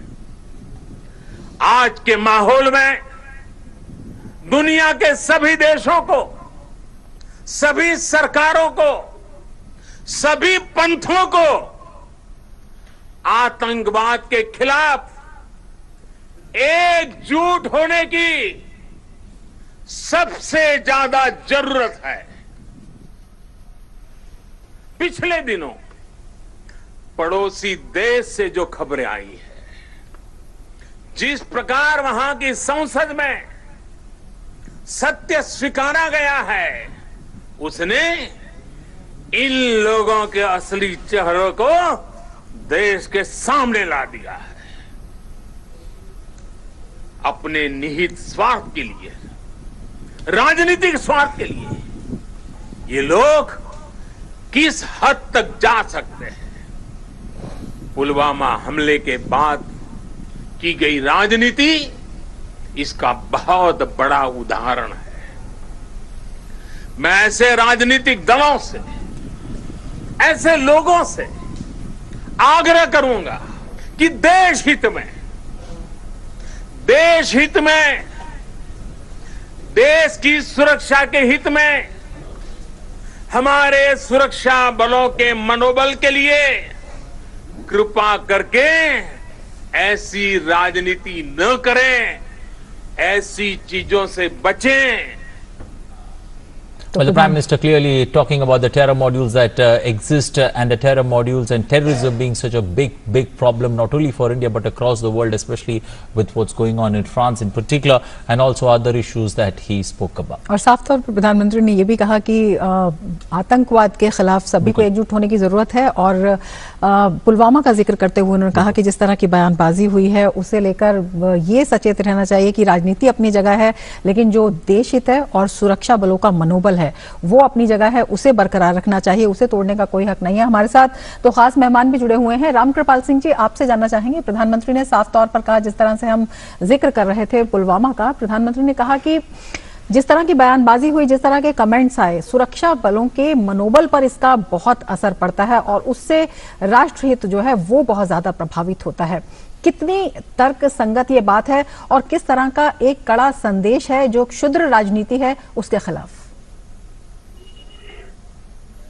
देखिए, जैसा मैंने पहले भी कहा कि प्रधानमंत्री जी नाराज कम दुखी ज्यादा थे, क्योंकि देखिए दुनिया में दो चीजें, अभी मक्खनलाल जी भी कह रहे थे, कहीं भी अपने ही देश को, अपने ही सैनिकों को जो बेचारे दिन रात जूझते रहते हैं -40 डिग्री में, कम से कम उन पर और राष्ट्र पर ये सोचना कि कोई ऐसी कार्रवाई कर सकता है वोट के लिए, अपने ही देश में कोई षड्यंत्र रचेगा, मेरा ये कहना था कि कम से कम इससे निश्चित रूप से मनोबल कमजोर होता है और दुनिया में कहीं भी किसी भी मुल्क में अपने ही राष्ट्र के खिलाफ उसके हितों को नुकसान पहुंचाने के लिए वोट की राजनीति कहीं नहीं की जाती है।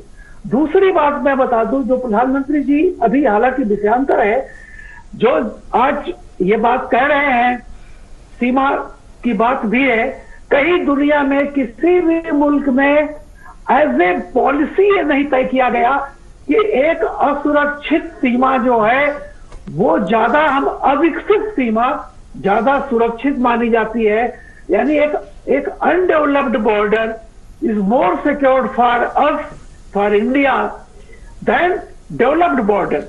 ये नीति के तहत काम किया गया, जिसके कारण आज हम पीछे रहे। और जैसा कि उन्होंने कहा कि जब से हमने विकास का गति पकड़ी है, तब से ये जो मोदी जी कहते थे कि देखिए ना हम आंख झुकाएंगे ना आंख दिखाएंगे, हम हमेशा आंख मिलाएंगे, आंख में आंख डाल के बात करेंगे। और भारत की आज वही नीति है। आक्रामकता हम में नहीं है, लेकिन मोदी जी कहीं कह रहे थे कि सुरक्षा से खिलवाड़ न कोई विदेशी ताकत कर सकती है, और अपने देश की राजनीतिक पार्टियों से अपील कर रहे थे कि कृपया आप भी ऐसा कुछ न करें जिससे हमारे सैनिकों का मनोबल गिरे और देश में एक गंदी राजनीति की शुरुआत हो।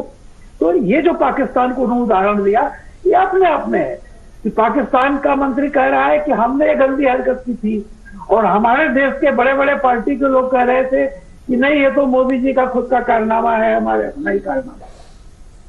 Well, Professor Makhanlal also with us. Professor Makhanlal, we are into that festive season, especially in India. But having said that, the Prime Minister also stressed on Atmanirbhar Bharat. When you look at Atmanirbhar Bharat, how do you look at this particular festive season, and what needs to be done? Especially a lot of steps being taken by the ministries and respective ministries to help find a footing in Atmanirbhar Bharat. But where do you see? Are we looking at short-term solutions or long-term? No, Atmanirbhar Bharat is and has to be a very long-term solution. Okay. Because a few years in nation's life is nothing, and actually few years can be destructive.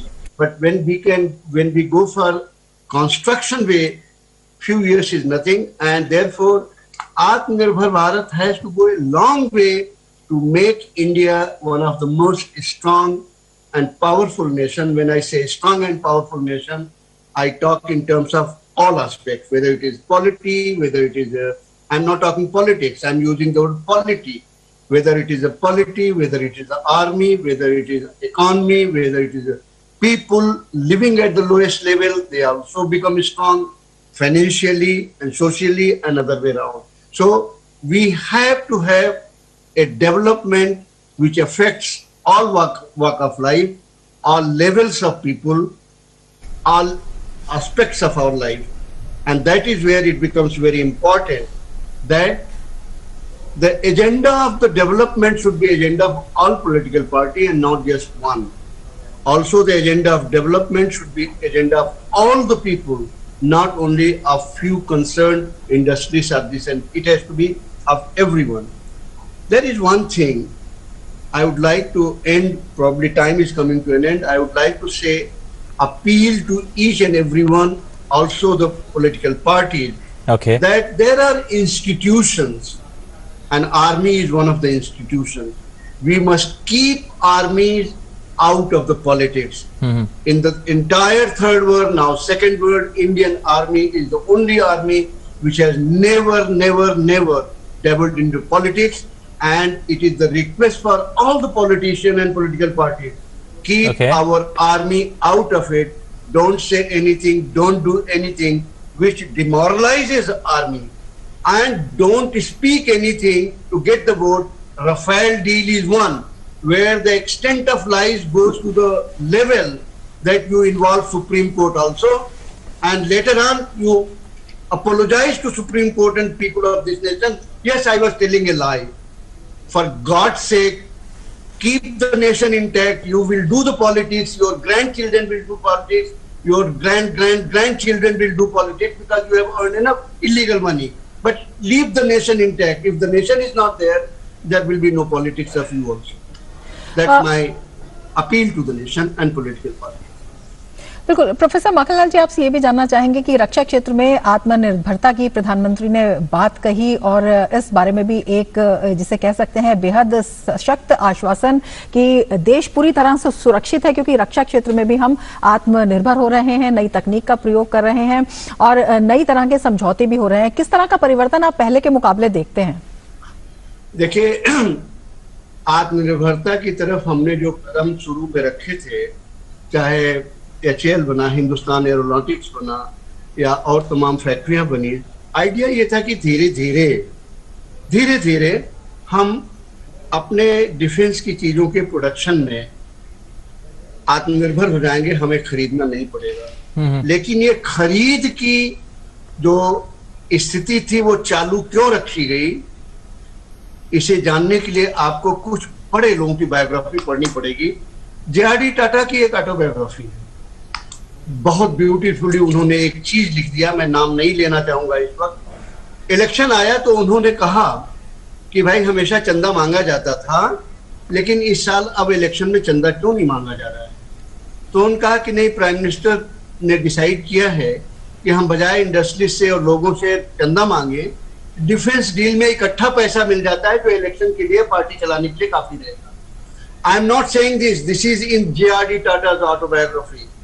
इस तरह से और कई भी example हैं, और इस तरह की जो किकबैक, जो घूस लेने की हमारी परंपरा डिफेंस डील में पड़ी, वो आज तक कायम रही, लिहाजा हम आत्मनिर्भर नहीं हो पाए। गोली खरीदिए, बंदूक खरीदिए, तोप हर चीज खरीदिए, कुछ अपने घर में न बनने दीजिए।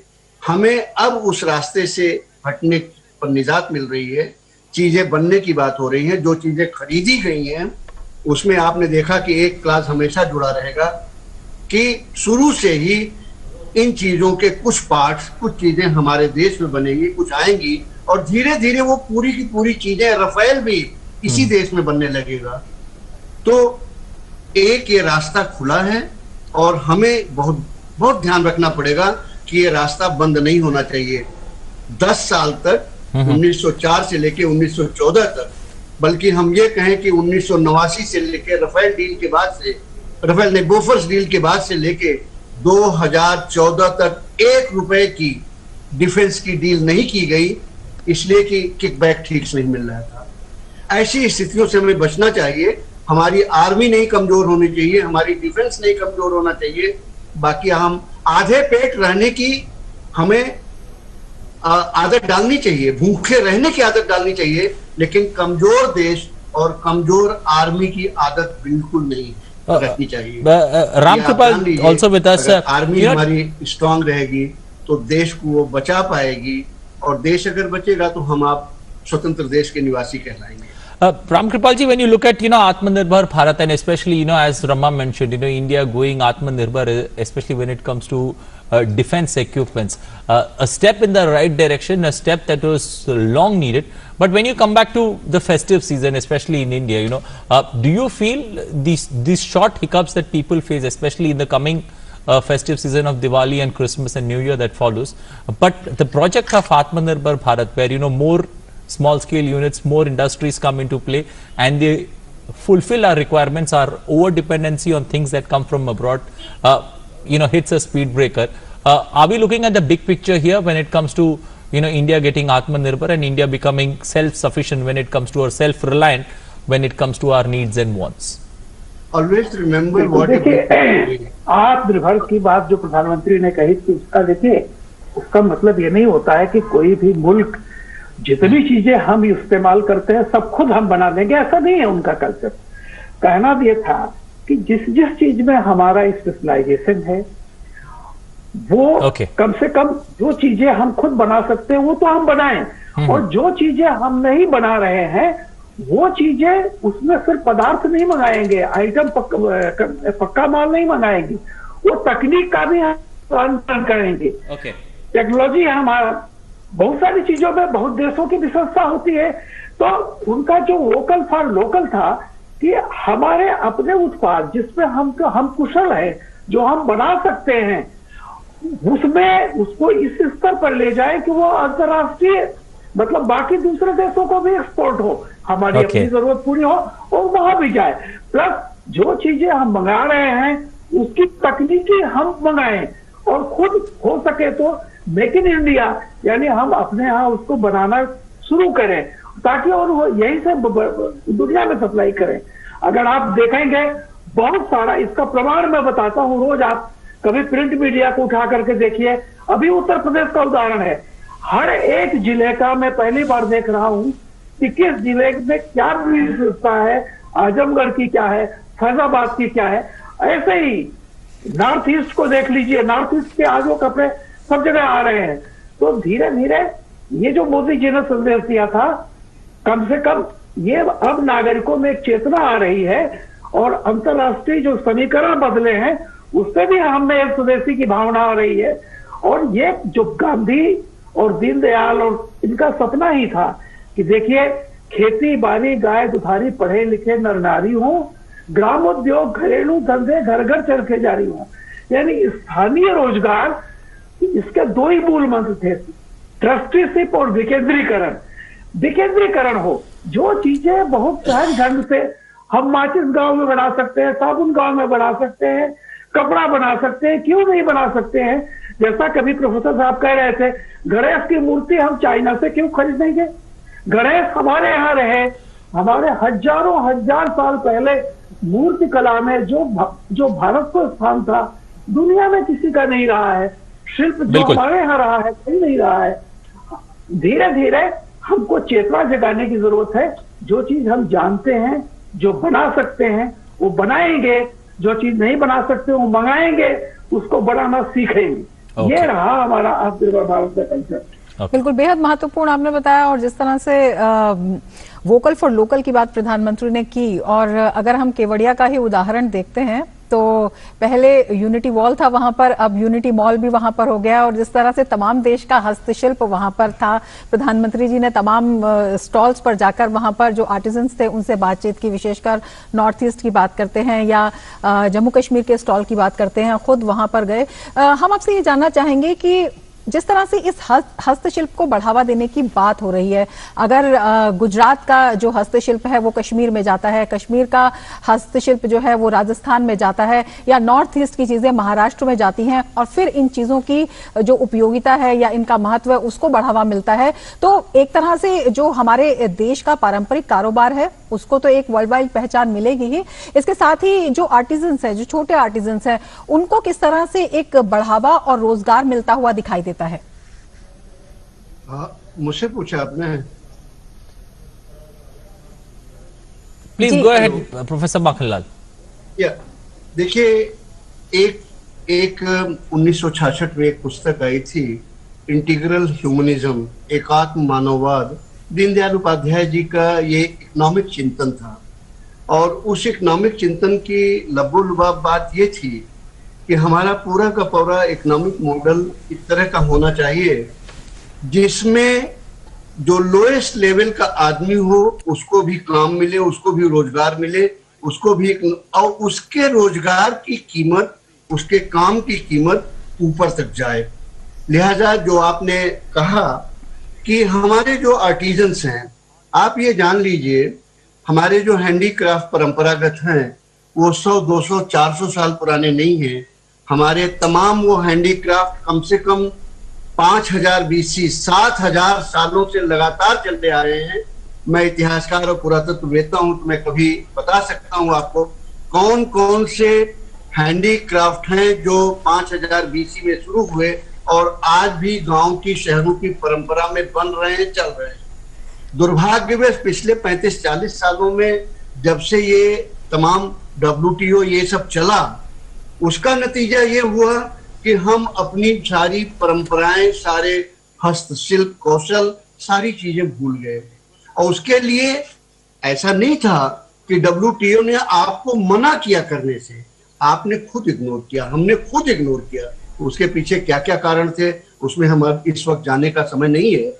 लेकिन एक चीज जो बहुत आसान है करना, और WTO के अंतर्गत ये आसान है करना, कि हम अपने पूरे आर्टिजन्स को, सारे लोगों को, लोएस्ट से लोएस्ट तबके के लोगों को ऊपर तक ले जा सकते हैं, सारी दुनिया के सामने रख सकते हैं। हम इतनी बात नहीं कि मणिपुर की चीज राजस्थान जाए, राजस्थान की चीज तमिलनाडु जाए। हम तो इस बात को कह रहे हैं कि मणिपुर की चीज अमेरिका जाए, इंग्लैंड जाए, राजस्थान की चीज फ्रांस, इटली जाए। हमारा उद्योग ऐसा हो, हस्तशिल्प ऐसा हो कि सारी दुनिया में हम अपना झंडा गड़वा सके। हम क्यों नहीं गड़वा सकते? इंडस सिविलाइजेशन, सरस्वती सिविलाइजेशन का जो हस्त कौशल था, दुनिया में, पूरी दुनिया में वो तब तक नहीं आया जब तक कि 14वीं 15वीं शताब्दी में, यानी लगभग 6500 सालों के बाद जब पोर्सलिन आया, चाहे चीन में आया, चाहे मिडिल ईस्ट में आया, जहां भी आया, पोर्सलिन के आने के बाद हम सारी दुनिया उस लेवल पे पहुंच चुकी हस्त कौशल में, जहां हम 5000 6000 साल से थे। तो आज सबसे बड़ी जिम्मेदारी हम सब की ये है कि हस्तशिल्प को वापस ले आए, रीजनरेट करें, और उसका ये बड़ा फायदा होगा कि आर्टिजन्स सिर्फ लुटियन दिल्ली में नहीं रहता, आर्टिजन सिर्फ बॉम्बे के फिल्म इंडस्ट्री में नहीं रहता। आप किसी गांव में चले जाइए, उसका हस्त कौशल देखिए, चाहे वो मिट्टी के बर्तन बनाने की बात हो। आप गोरखपुर चले जाइए, अभी रामकृपाल जी बात कर रहे थे, गोरखपुर में मिट्टी के जो बर्तन बनते हैं, मिट्टी की जो मूर्तियां बनते हैं, वो सारी दुनिया में जाती हैं। ओके। इसी तरह से आप बस्तर चले जाइए, बस्तर में जो कास्टिंग होती है, मेटल कास्ट जो किया जाता है छोटे छोटे चीजों का, चाहे वो जानवर हो चाहे पक्षी हो, वो आज का नहीं है, हजारों साल का है, और दुनिया में उस तरह की कास्टिंग बहुत कम जगह पे होती है। हम अपनी चीजों को भुलाएं ना, बल्कि उनको आगे बढ़ाएं। ऐसी तमाम चीजों की लिस्ट मैं दे सकता हूं जो दुनिया में और कहीं नहीं होती। चाहे बस्तर की बात कही हमने, चाहे राजस्थान, पूरे आप नॉर्थ ईस्ट में चले जाइए, आसाम में चले जाइए, मणिपुर में चले जाइए, सिक्किम में चले जाइए, जिस तरह से हथकरघे पर जिस तरह के वस्त्र बनते हैं और जिस तरह की डिजाइनें बनती हैं, दुनिया में कहीं नहीं बनेंगी। लेकिन सारी दिक्कत यह है कि हमें माल से फुर्सत नहीं मिलती, हमें पैकेट में बंद कमीजों को खरीदने से फुर्सत नहीं मिलती, हम जाके देख ही नहीं पाते हैंडीक्राफ्ट का पूरा। शायद ही मैं अक्सर जाता हूँ, जो इस पूरी की पूरी बाजार जो हैंडीक्राफ्ट की है, हम शायद ही कभी पाते हैं। Okay, Ramkripal ji, quickly taking the thought forward, vocal for local, especially is Kevadia a great example? Kevadia is a great example of vocal for local. Does that put pressure on other states now to follow suit? It should not put the pressure. It should become an example to emulate. True. I don't believe that it should work as a pressure, but every state should take it as example, as inspiration to duplicate it. Ramkripal ji, your thoughts on that issue? बिल्कुल सही कह रहे हैं। ये तमाम राज्यों ने इसकी शुरुआत कर दी है। देखिए, मैं वही कह रहा हूं कि एक सुनते हैं कि फर्नीचर बनाने वाला भी कोई मल्टीनेशनल आ रहा है। आप देखिए, असम, बंगाल, पूरे नॉर्थ ईस्ट के बेत और बांस के फर्नीचर, आप देखिए कितने वो पर्यावरण के लिहाज से कितना खूबसूरत बनता है।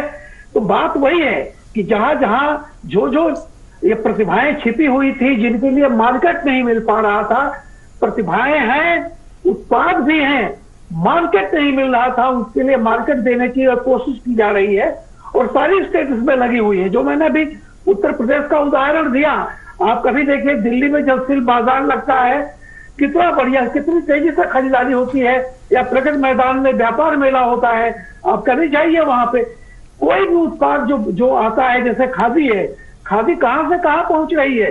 आप सोचिए, पूरी दुनिया में इस बात का बढ़ावा मिल रहा है कि कॉटन फैब्रिक से बढ़िया कोई चीज नहीं होती है। आप बताइए, खादी गांव गांव में ये खादी का सूत काटा जा सकता है। जो लोग बरसात के दिनों में खाली रहते हैं, मानव श्रम, उनका उपयोग किया जा सकता है। और मैं समझता हूं प्रधानमंत्री जी लगे हुए हैं, और दूसरे राज्यों के भी अब योजनाएं बढ़ रही हैं। मजबूरी है, हमारी ये मजबूरी है कि हम इतना रोजगार कहां से दे पाएंगे पूरी दुनिया में, सिवाय इसके कि आप जिस जमीन पर खड़े हों, उसी जमीन से रोजगार पाए, अपने श्रम का आपको उचित मूल्य मिले। यही देश का, यही जो है लोकल फॉर वोकल। सांस्कृतिक विरासत तो इससे बढ़ी रही है, रोजगार के जो अवसर हैं वो भी बढ़ रहे हैं।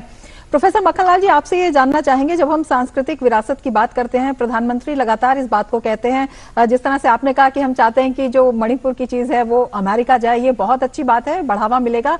लेकिन अगर हम एक दूसरे राज्यों की भी बात करते हैं और सांस्कृतिक एकता की बात करते हैं, तो नेशनल इंटीग्रेशन की जो भावना इससे आती है, और एक भारत श्रेष्ठ भारत की भावना जो प्रधानमंत्री लगातार कहते हैं, वो इससे कितना मजबूत होता हुआ दिखाई देता है? प्रोफेसर मक्खनलाल जी। देखिए, हमेशा कहा जाता है कि हमारी सांस्कृतिक एकता का एक सबसे बड़ा एग्जाम्पल है एकम सत्य विप्रा बहुधा वदन्ति। सत्य एक है, अलग अलग तरीके से कहा जाता है। और इस सांस्कृतिक विरासत में यह भी बात स्वीकारी गई है ऋग्वेद के समय से कि काल, क्षेत्र और लोग अलग अलग ढंग से रह सकते हैं, कर सकते हैं, लेकिन वो सांस्कृतिक रूप से एक है। और सबसे अच्छी बात यह होती है कि जब चीजों आदान प्रदान होता है, हमेशा ध्यान रखिएगा, आदान प्रदान से संबंध मजबूत होते हैं, वो चाहे विदेश से हो, चाहे आपस में एक दूसरी स्टेट से हो। जब भी आदान प्रदान होगा, आपके घर की चीजें मेरे घर में है, मेरे घर की चीजें आपके घर में है, तो कहीं न कहीं एक कांस्टेंट रेगुलर इमोशनल अटैचमेंट चीजों से, लोगों से, प्रदेश से होता चला जाता है। लिहाजा सबसे पहले हमें ये करना चाहिए था, जिसके लिए बहुत सांकेतिक काम हुआ था पहले, बहुत ठोस धरातल पे काम अब शुरू हुआ है कि हमारा ये कर्तव्य है, स्टेट सबसे पहले सरकारों का ये कर्तव्य होना चाहिए, उसके बाद लोग फॉलो कर लेते हैं कि हमेशा एक दूसरे के प्रोडक्ट्स को हम बढ़ावा दें, एक स्टेट दूसरे प्रोडक्ट्स को अपने यहाँ खपाने की कोशिश करे। तो चंदेरी साड़ी अगर बन रही है तो बंगाल की तरफ भी जानी चाहिए, गुजरात की तरफ भी आनी चाहिए, या बनारस की साड़ी जो है वो बंगाल और तमिलनाडु की तरफ भी जानी चाहिए। मणिपुर का ड्रेस मटेरियल या जो मटेरियल वहाँ रॉ मटेरियल बन रहा है वो चारों तरफ जाना चाहिए। उसी तरह से हैंडीक्राफ्ट, जैसा मैंने बस्तर का एग्जाम्पल दिया, गोरखपुर में मिट्टी की बनने वाली मूर्तियों का एग्जाम्पल दिया, ये सारी चीजें इंटीग्रल रूप से जब चलेंगी तो आप यकीन माने पूरा भारत अपने आप जुड़ जाएगा। क्योंकि अपने आप के घर में अगर कोई चीज वेस्ट बंगाल की रखी है, बस्तर का एक छोटा सा कास्ट रखा हुआ है किसी मूर्ति का, आपके घर में एक चादर है, एक बिछौना है जो मणिपुर से आप ले आए हैं, या रजाइयां जो मणिपुर की बनती हैं, तो हमेशा आपको ये याद रहेगा कि मणिपुर भी अपना है, तमिलनाडु भी अपना है, गुजरात भी अपना है। That is how the emotion and integration work. और इसके लिए हमेशा थोड़ा सा भाव चाहिए। पैसा तो नहीं उतना मैटर करेगा जितना भाव मैटर करेगा।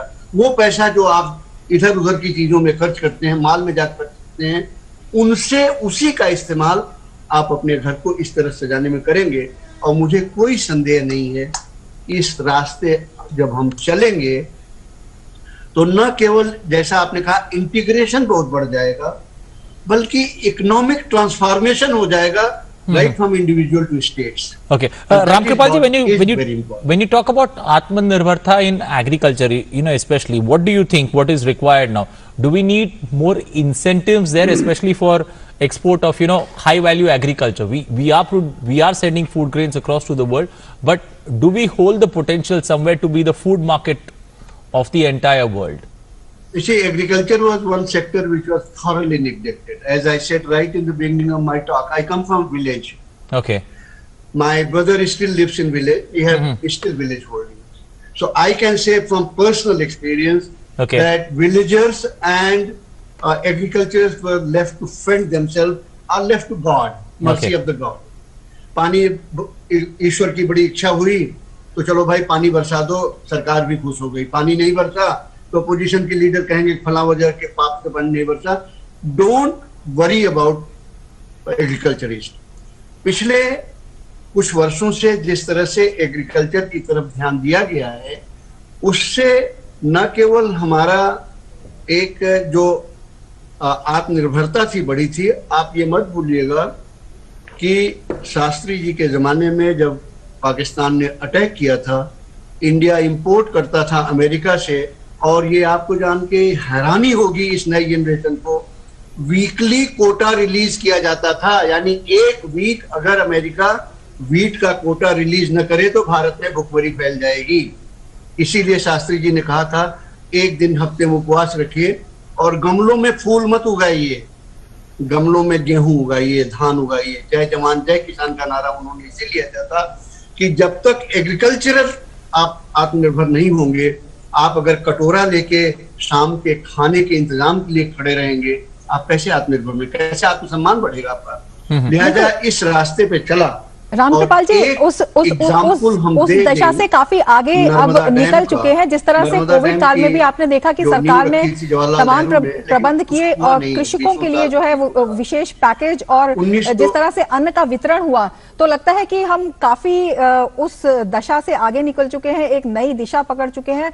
और प्रधानमंत्री ने जिस तरह से ये कहा है कि अगर किसान आत्मनिर्भर होता है, मजदूर आत्मनिर्भर होता है, तो देश सही अर्थों में आत्मनिर्भर होता है। तो उस आत्मनिर्भरता के लिए अभी तक जो कदम उठाए गए हैं, चाहे किसानों के लिए हो, चाहे वंचित वर्गों के लिए हो, और विशेषकर किसानों के लिए जो नए कानून आए हैं और उसके संबंध में जो गलतफहमियां थी उनको दूर करने की सरकार कोशिश कर रही है, तो ये कितना बड़ा प्रयास इस संकल्प का? ये इतना बड़ा प्रयास है कि बहुत बड़ा ये प्रयास नहीं। रामकृपाल जी बोलिए। आप चलिए प्लीज आप। जी बहुत बड़ा प्रयास है ये। और देखिए, जो अभी खेती को लेकर के, कृषि को लेकर के जो हाल में अभी कानून बनाए गए हैं, इनकी बहुत जरूरत थी। आपको एक छोटा सा उदाहरण बताएं। कभी किसी वक्त में जब हमारे पास कम उत्पादन होता था, किसी चीज की कमी थी, तो उसकी कमी से निपटने के लिए कोई कानून हमने बनाया, एसेंशियल कमोडिटीज एक्ट। वो कानून इसलिए बना था कि किसी चीज की कमी थी, कि वो संकट से उबरने के लिए कैसे उसका वितरण हो। वो कानून तब भी आ गया जब हम कमी से सरप्लस में आ गए। यानी आज का जो किसान का संकट कई बार आता है, वो कमी का संकट नहीं है, वो सरप्लस का संकट होता है। बहुतायत, जब चीजें बहुतायत में पैदा हो गई तो उनकी कीमतें घट जाती है, तो उससे संकट किसान को क्या होता है, वो अलाभकारी हो जाता है, लागत का मूल्य भी नहीं मिलता। तो कुछ कानून ऐसे थे जिनका जो दम तोड़ चुके थे, लेकिन किन्हीं कारणों से, वो राजनीतिक कारणों से, आप भगवान जाने, वो चलते जा रहे थे। तो किसान को चौधरी चरण सिंह ने, मुझे याद है उत्तर प्रदेश के मुख्यमंत्री थे, उन्होंने एक बात कही थी। उन्होंने कहा था किसान को स्वाभिमानी बनाइए, उसको कर्जदार मत बनाइए, किसान को उसके श्रम का उचित मूल्य मिले, उसके उत्पाद का उचित मूल्य मिले, इसके लिए उसको बाजार दीजिए, वो स्वतंत्र हो, आजाद हो अपनी चीज बेचने के लिए। और मोदी जी ने ये जो अभी कई कानून बनाए हैं, निश्चित तौर पर ये भारत के कृषि इतिहास में क्रांतिकारी ये कानून है, बदलाव हैं। आप देखिएगा उसका असर शुरू हो गया है। कुछ ट्रेनें हमारे यहाँ चलाई गई, किसान ट्रेनें। आप देखिए हकीकत में क्या है कि उसकी ज्यादा डिमांड हो रही है। अब क्या है कि ट्रेन अगर मान लीजिए साउथ से चलेगी और दिल्ली तक आएगी, 18 घंटे में, 22 घंटे में ट्रेन पहुंच जाती है, तो आप ये सोचिए कि सुदूर दक्षिण का कोई भी माल तुरंत पहुंच सकता है, एक दिन के भीतर वो दिल्ली पहुंच सकता है। नागपुर का संतरा अगर आए तो वो नॉर्थ ईस्ट में उत्तर प्रदेश तक पहुंच सकता है, 24 घंटे के भीतर पहुंच सकता है। ये जो चीजें हुई हैं, ये सुधार हुआ है, तो कृषि निश्चित रूप से बढ़ी है। लेकिन क्या होता है कि हम लगातार विकास की प्रक्रिया में हैं। कई बार समय और समाज के साथ, बाजार के साथ, आज देखिए पिछले 20 सालों में तकनीकी ने जितनी क्रांति की है, उतने 1000 साल में तकनीकी ने क्रांति नहीं की होगी। तो अब टेक्नोलॉजी का देखिए, टेक्नोलॉजी का फायदा गांव के किसान को, आज जानते हैं गांव के किसान के हाथ में मोबाइल रहता है, उसमें मैसेज आता है कि तुम्हारा गन्ने का पैसा तुम्हारे बैंक में आ गया है। आज गांव में किसान जो जैम था, वो इतनी बड़ी ताकत हो गया है। तो कैसे कृषि को भी, कैसे खेत और खलिहान को तकनीक से जोड़ना है, बाजार, उसको आप किसान को बाजार दीजिए, ये कोशिश हो रही है। और मैं समझता हूं आने वाले समय में आप देखिएगा कि एक जो कृषि है, कृषि पर लोगों की आत्मनिर्भरता कम होगी, क्योंकि उसके साथ साथ देखिए कृषि के साथ बाकी जो है वानिकी है, तमाम तरह का पोल्ट्री फार्मिंग है, तो कृषि के साथ साथ उसके बाकी चीजों को भी एक जोड़ने का इंटीग्रेशन काम चल रहा है। आज मैंने अभी अखबार में पढ़ा है, आज के अखबार, कि एक किसी किसान ने पराली का धंधा करके करोड़ रुपया कमाया है। आज के अखबार में आया है, मुझे याद है नहीं अखबार का नाम। सोचिए जिस पराली के संकट से आज पर्यावरण का इतना बड़ा हो रहा है, आज एक बड़ी सुखद खबर है कि किसी ने पराली का बिजनेस किया, जो भी किया होगा उसको खरीदा होगा या उसको जी हरियाणा में पेहोवा गांव में, हरियाणा के पेहोवा गांव का। हाँ आप बताइए। तो वही मैं कह रहा हूं कि देखिए इसमें तकनीकी को जमीन से गांव से सुदूर ले जाना है, गांव को शहर में नहीं लाना है, तकनीक को गांव में ले जाना है। इसीलिए मैं जो विकेंद्रीकरण कह रहा था, जो गांधी का और दीनदयाल का सपना था कि विकेंद्रीकरण और ट्रस्टीशिप, हम एक दूसरे के लिए जीते हैं, मेरा माल तुम खरीदो, तुम्हारा माल मैं खरीदूंगा। अगर कोई एक हुनर है, हम कोई एक प्रोडक्ट बना सकते हैं, हम मिट्टी का घड़ा बना सकते हैं, मिट्टी का घड़ा दे करके दूसरा हमें उसके बदले में चरखा काटता है, सूत दे सकता है, तो एक्सचेंज ऑफ कम्युनिटीज भी हो सकता है। ग्रामीण लेवल पर कभी होता था ही।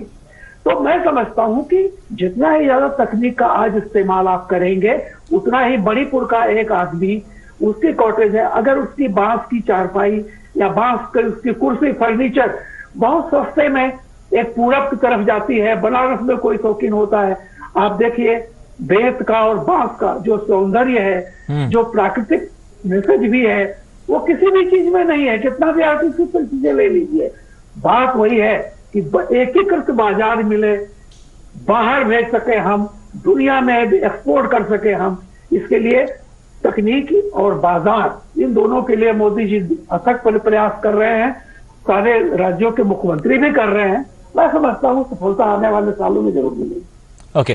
Professor Makhanlal, talking about the Prime Minister, making a clarion call, crisis needs to be turned into an opportunity. Do you feel, certain steps taken in the recent month, especially in this COVID times, we've been able to encash on it, we've been able to capitalize on it and been able to make great footprints across the world? Yes, very correctly. The living organism and living civilization is the one which makes crisis into a real opportunity. If you carefully go through for the last 6-8 months, the way things have happened in rural areas, leave alone the politics, I'm talking about the people to people. The kind of help that has been given from one house to another house during the lockdown, the kind of moral, mental, material support that has come from neighbors, that has come from, one village to another village, that has come from various other places. It's an amazing story.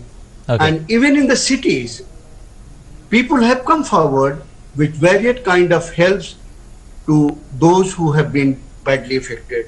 And also, it is question of crisis being converted into opportunity, in the sense you learn from various crises, you learn from various troubles and find a way out how to make it better, how to make the life better.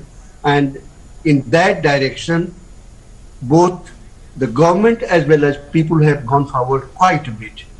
And always there is a time which takes more time for the result, but a step forward has gone into it. And remember, it is the crisis converted into opportunity is the one that, despite 8 months tremendous problem, everybody is trying to help everybody else. Government is trying to find solutions, and there is nothing like people unhappy. That's very important factor. There is nothing like people unhappy, either in cities or in villages. And I'm sure that we are going to go forward quite a bit. बिल्कुल मक्खनलाल जी, आपने बहुत ही सार्थक बात कही है। रामकृपाल जी यही इनसे जानना चाहेंगे कि एक कहावत होती थी, आवश्यकता आविष्कार की जननी है। प्रधानमंत्री ने मंत्र दिया, आपदा में अवसर। कोरोना काल में अगर हम देखते हैं, जिस तरह से आपदा में अवसर के मंत्र के बाद देश के विभिन्न क्षेत्रों से विभिन्न प्रतिभाओं को मंच मिला और नई नई चीजें सामने आई, और विभिन्न क्षेत्रों में ये सामने आया कि हम कितने आत्मनिर्भर हैं। न केवल आत्मनिर्भर हैं, अगर मेडिकल क्षेत्र की ही बात करते हैं, जब पीपीई किट्स की बात थी, वेंटिलेटर्स की बात थी, उसके बाद जो अन्य साजो सामान जो मेडिकल का था, न केवल हमने अपनी आवश्यकताएं पूरी की बल्कि एक्सपोर्ट करने की स्थिति में भी थे। तो ये कितना बड़ा मंत्र है। और जैसे प्रधानमंत्री ने आज भी कहा कि केवड़िया के के जो आदिवासी थे उन्होंने कहा कि जब मैं गांव-गांव गया, मैं क्षेत्र में गया और वहां की विशेषकर जो लड़कियां थी उनके उत्साह को देखा, उनके प्रयासों को देखा और उससे अभिभूत हुआ। और उन्होंने कहा कि इससे भी एक नई दिशा निकल कर आई कि हमारे यहाँ जो प्रतिभा है उसको किस तरह से नया मंच प्रदान किया जाए। तो ये कितना अहम हो जाता है जब हम विकास की बात करते हैं और एक सर्वांगीण विकास की बात करते हैं। देखिए, अभी प्रोफेसर साहब जो कह रहे थे मैं उसी को बात को आगे बढ़ाऊंगा। अभी आपके मुंह से भी ये निकला कि आवश्यकता आविष्कार की जननी होती है। देखिए, और ये होता है कि सच जो होता है वो तथ्यपरक होता है, वो वस्तुपरक होता है। तो truth is objective not subjective, अगर मैं इसको मान लूं। अभी मैं एक उदाहरण दे रहा हूं।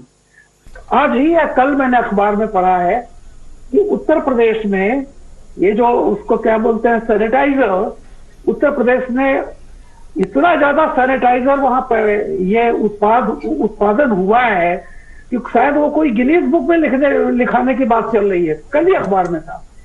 तो आप देखिए कि कैसे जिस चीज का एक क्राइसिस जो होती है ना, हमेशा एक क्राइसिस आपको नए नए हुनर, जो आपका हुनर है उसको और निखारती है। और आज की तारीख में जब कोरोना शुरू हुआ था, जरा पलट के हम पीछे देखें, ऐसे ऐसे दुनिया से तमाम तरह के ऐसे भयावह आशंकाएं व्यक्त की जा रही थी कि हिंदुस्तान जैसे देश में अगर ये गया तो पता नहीं क्या हो जाएगा, अनमैनेजेबल होगा, सारी चीजें होगी। और आज अखबार में देख रहे हैं तो कैजुअलिटी यानी कुल मिला के जिससे कहते हैं कि मौत की संख्या प्रतिशत के हिसाब से या कुल दुनिया में कैसे कैसे वो तमाम विकसित देशों में दोबारा जिस तरह से आ रहा है, हमें नहीं कहते हैं कि हम संकट से मुक्त हो गए हैं, लेकिन हम आज बेहतर स्थिति में हैं।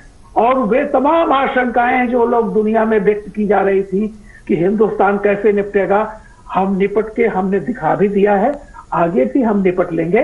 तो एक उदाहरण आपको बता रहा हूं कि जैसे ही कोई चुनौती आती है, चुनौती आना बहुत जरूरी है, क्योंकि जब तक चुनौती नहीं आती तो कई बार हमें देखते हैं कि बड़े हम लोग वो ठीक है जी, चलता है, हो जाता है।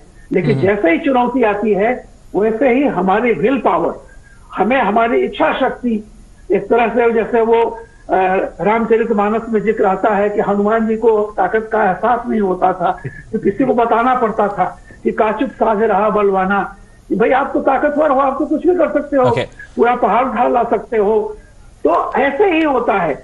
मैं कहूंगा अगर एक वाक्य में एक किसी का शेर है कि मुश्किलें ही मुश्किलें हैं राह मंजिल में, यहाँ हौसले ही हौसले हैं आजमाने के लिए। तो क्या होता है कि ऐसा कुछ नहीं है, हमारे पास ताकत है, विल पावर है, इच्छा शक्ति है, सब कुछ है। उसे एक लीडरशिप चाहिए हमेशा की जो उसको आगे बढ़ाए। और मैं आज कहता हूं, आज की तारीख में जैसा मैं कह चुका हूं कि लगातार मोदी जी वो व्यक्ति हैं जिन्होंने 5 साल का टारगेट दिया और 5 साल में पूरा करके दिखाया। 2013 में कहा था कि एक हम ऐसा मूर्ति लगाएंगे जो दुनिया में सबसे ऊंची होगी एकता दिवस रूप में। आज वो सिर्फ मूर्ति ही नहीं है, आज वो पूरे हिंदुस्तान की सामाजिक, आर्थिक और सांस्कृतिक परिवर्तन और चेतना का जीता जागता वो गांव उदाहरण है। और मैं यही कह रहा हूं कि उससे पूरा ये दुनिया के लोग प्रेरणा लेंगे। आज 2 विदेश से पर्यटक वहां आ रहे हैं। तो ऐसे ही मेरा ये मानना है कि देखिए कोई भी चुनौती होती है हम उसका सामना करने को तैयार हैं। और 5 साल का मोदी जी ने जो लक्ष्य रखा है कि न्यू इंडिया और इतने तक हम इतने बिलियन की इकोनॉमी बनेंगे, मुझे पूरा भरोसा है। देखिए सिवाय इसके कि हम ये नहीं कहते कि भरोसा रखिए, क्योंकि एक लीडर ऐसा है जिसने टारगेट फिक्स किया और करके दिखा दिया। बहुत सारे नेता इस तरह की बातें करते हैं कि टारगेट देते हैं, खुद कभी कुछ कर नहीं सके, लेकिन कम से कम ये है कि एक टारगेट जो देते हैं को पूरा करते हैं। और मुझे पूरा विश्वास है कि आने वाला भारत एक बदलता हुआ भारत नजर आएगा, सक्षम भारत, आत्मनिर्भर भारत, विकेंद्रित भारत, ये आने वाला सब हमारा है। Okay, to both gentlemen, I'll quickly take closing comments from both of you before we move forward, especially coming to Professor Makhanlal, also Ram Kripal Singh. First coming to Professor Makhanlal, people joining in at this point of time. Prime Minister's speech, the first speech that he made this morning, the big three takeaways that one could quickly, give it to our audience, the big three takeaways, first from Professor Makhanlal, followed by Ram Kripal ji. Three big takeaway from Prime Minister. Think for the country. Rashtra is one and it is above everything else. Number two, be Atmanirbhar. Atmanirbhar Bharat is the only solution for rest of the world to face. And three, आप सेनाओं के मनोबल को कभी नीचा मत करिए, उन्हीं के दम पर हम स्वतंत्र हैं और स्वतंत्र रहेंगे। ये तीनों चीजें हमें हमेशा ध्यान रखना पड़ेगा। Well, also Ram Kripal ji, what's your sense? When you look at takeaways from a Prime Minister's speech, what are the big takeaways that you look at? That audiences joining us, who are catching this particular telecast late, what the big takeaways that the Prime Minister has given in his opening address? देखिए, प्रधानमंत्री जी का जो लबुलवार था वो है कि हम होंगे कामयाब एक दिन, लगातार हम कामयाब होते जा रहे हैं और आगे भी कामयाब होंगे। जो उन्होंने एक सशक्त भारत, मजबूत भारत, समृद्ध भारत का जो सपना मोदी जी का है, एक नया इंडिया, ताकतवर भारत, लेकिन वो ताकत किसी को नुकसान पहुंचाने के लिए नहीं। वो ताकत, जैसा कि प्रोफेसर साहब ने कहा था, दिनकर ने जो लिखा था, क्षमा सूरती उस भुजन को जिसके पास गरल हो, उसको क्या जो दंतहीन विश्रहित विनीत सरल हो। यानी ताकतवर को ही क्षमा सूरती है। हम जरूर कामयाब होंगे। आने वाला भारत, लगातार हम हर चुनौतियों का सामना कर चुके हैं। और लास्ट में एक शेर फिर कहूंगा कि फैज की राह सरबसर मंजिल, हम जहां पहुंचे कामयाब आए।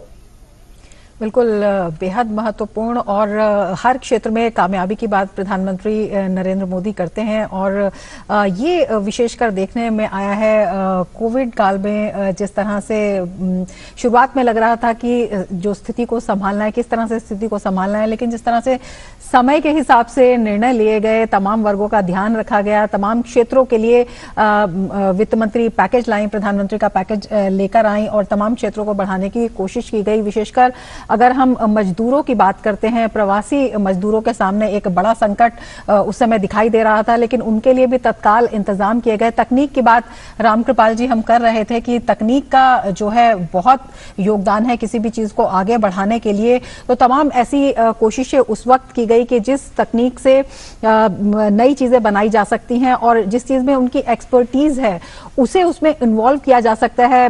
प्रधानमंत्री ने जिस तरह से विभिन्न राज्यों के साथ मंत्रणा की, उसके बाद एक कॉमन स्ट्रैटेजी बनाई गई और डिफरेंट स्टेट्स ने जो उनके यहाँ पर मजदूर गए थे उनके हितों में कदम उठाए और इसमें अग्रणी रहा उत्तर प्रदेश। सबसे पहले वहीं पर कदम उठाए गए। आपने कई बातें भी उत्तर प्रदेश की बताई हैं। राम कृपाल जी, कितना ये जो है प्रधानमंत्री की एक जो संकल्पना है उसको यथार्थ रूप देता हुआ दिखाई देता है जब प्रधानमंत्री कहते हैं कि अगर मजदूर मजबूत होगा तो देश मजबूत होगा?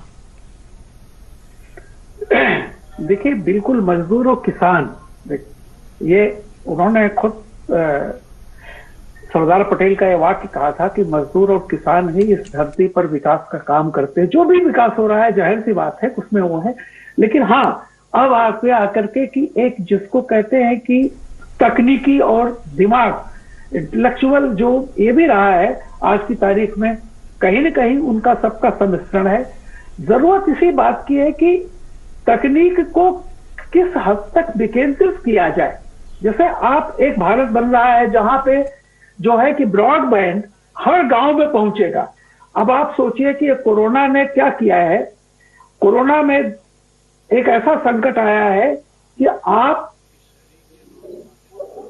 ऑफिस नहीं जा सकते। उसका नतीजा क्या है कि आज ये जो आप ऑनलाइन, आप दुनिया में कहीं भी बैठ करके कहीं किसी भी कंपनी के लिए काम कर सकते हैं। आज की तारीख में मैं फिर अखबारों की बात करता हूं, मैं देख रहा हूं कि अखबारों में या लगातार आ रहा है कि लोग अब शहरों से, जहां बहुत घनी आबादी है, जहां ट्रांसपोर्ट की दिक्कत है, वो तमाम तरह की चीजें हैं, पोल्यूशन है, वहां से लोग जब ऑनलाइन ही काम करना है तो लोग जाकर के अब गांव और कस्बों की तरफ जा रहे हैं कि हम कम से कम वहां बसेंगे तो खर्च कम होगा और तमाम तरह की। तो इसलिए मैं कह रहा हूं कि तकनीकी का जितना ही विकास होगा, और मोदी जी इस उम्र में भी एक 18 साल के बच्चे से ज्यादा उनका टेक्निकल नॉलेज रहता है, और ये उनकी खूबी है। इसीलिए युवा और मोदी जी में जो कम्युनिकेशन है जितना एक बेहतर रहता है, वो पूरे देश के लिए एक फायदेमंद चीज होती है कि आदमी तकनीक का एक हंगर रहती है, भूख रहती है कि कैसे हम इसको बढ़ाएं, गांव के आम आदमी, मजदूर, किसान तक ये बात पहुंचे, और वो लाभ जो शहर में बैठा हुआ आदमी ले रहा है, आज ब्रॉडबैंड का लाभ उस गांव के सुदूर किसान को भी पहुंचे। तो आप यही समझिए, तकनीकी जाएगी तो ही पैर की बेड़ियां, जिसको कहते हैं ना कि पैर की दीवाइयां जो फटी हुई है, उनको राहत मिलेगी, और किसान और मजदूर आत्मनिर्भर होगा। आप उसे शहर की तरफ मत बुलाइए। शहर की वो सुविधाएं जो आज शहरी नागरिक पाता है, अगर तकनीकी जाती है, बिजली पहुंच चुकी है, कहते हैं गैस सिलेंडर पहुंच चुका है, घर इंसान के ऊपर एक छत हो गई है, क्या चाहिए आपको? खुली हवा, प्रदूषण मुक्त हवा। तो ये जो चीजें हैं, मैं समझता हूं कि मुझे पूरा भरोसा है आने वाला समय एक बेहतर, एक बदलते हुए भारत का समय है, और मुझे उम्मीद है, मैं आशावादी हूं। जैसे मोदी जी हमेशा एक आशावादी रहते हैं, उनकी सोच रहती है, मुझे भी है। और 60% हमारे देश की आबादी युवा है, मत भूलिए। एक इतना बड़ा हमारा पावर बैंक है, जहां पे इतनी युवा शक्ति है, तो आने वाला भारत निश्चित तौर पर दुनिया के मानचित्र पर एक बहुत विकसित भारत के रूप में उभरेगा। ये मेरी शुभकामनाएं हैं।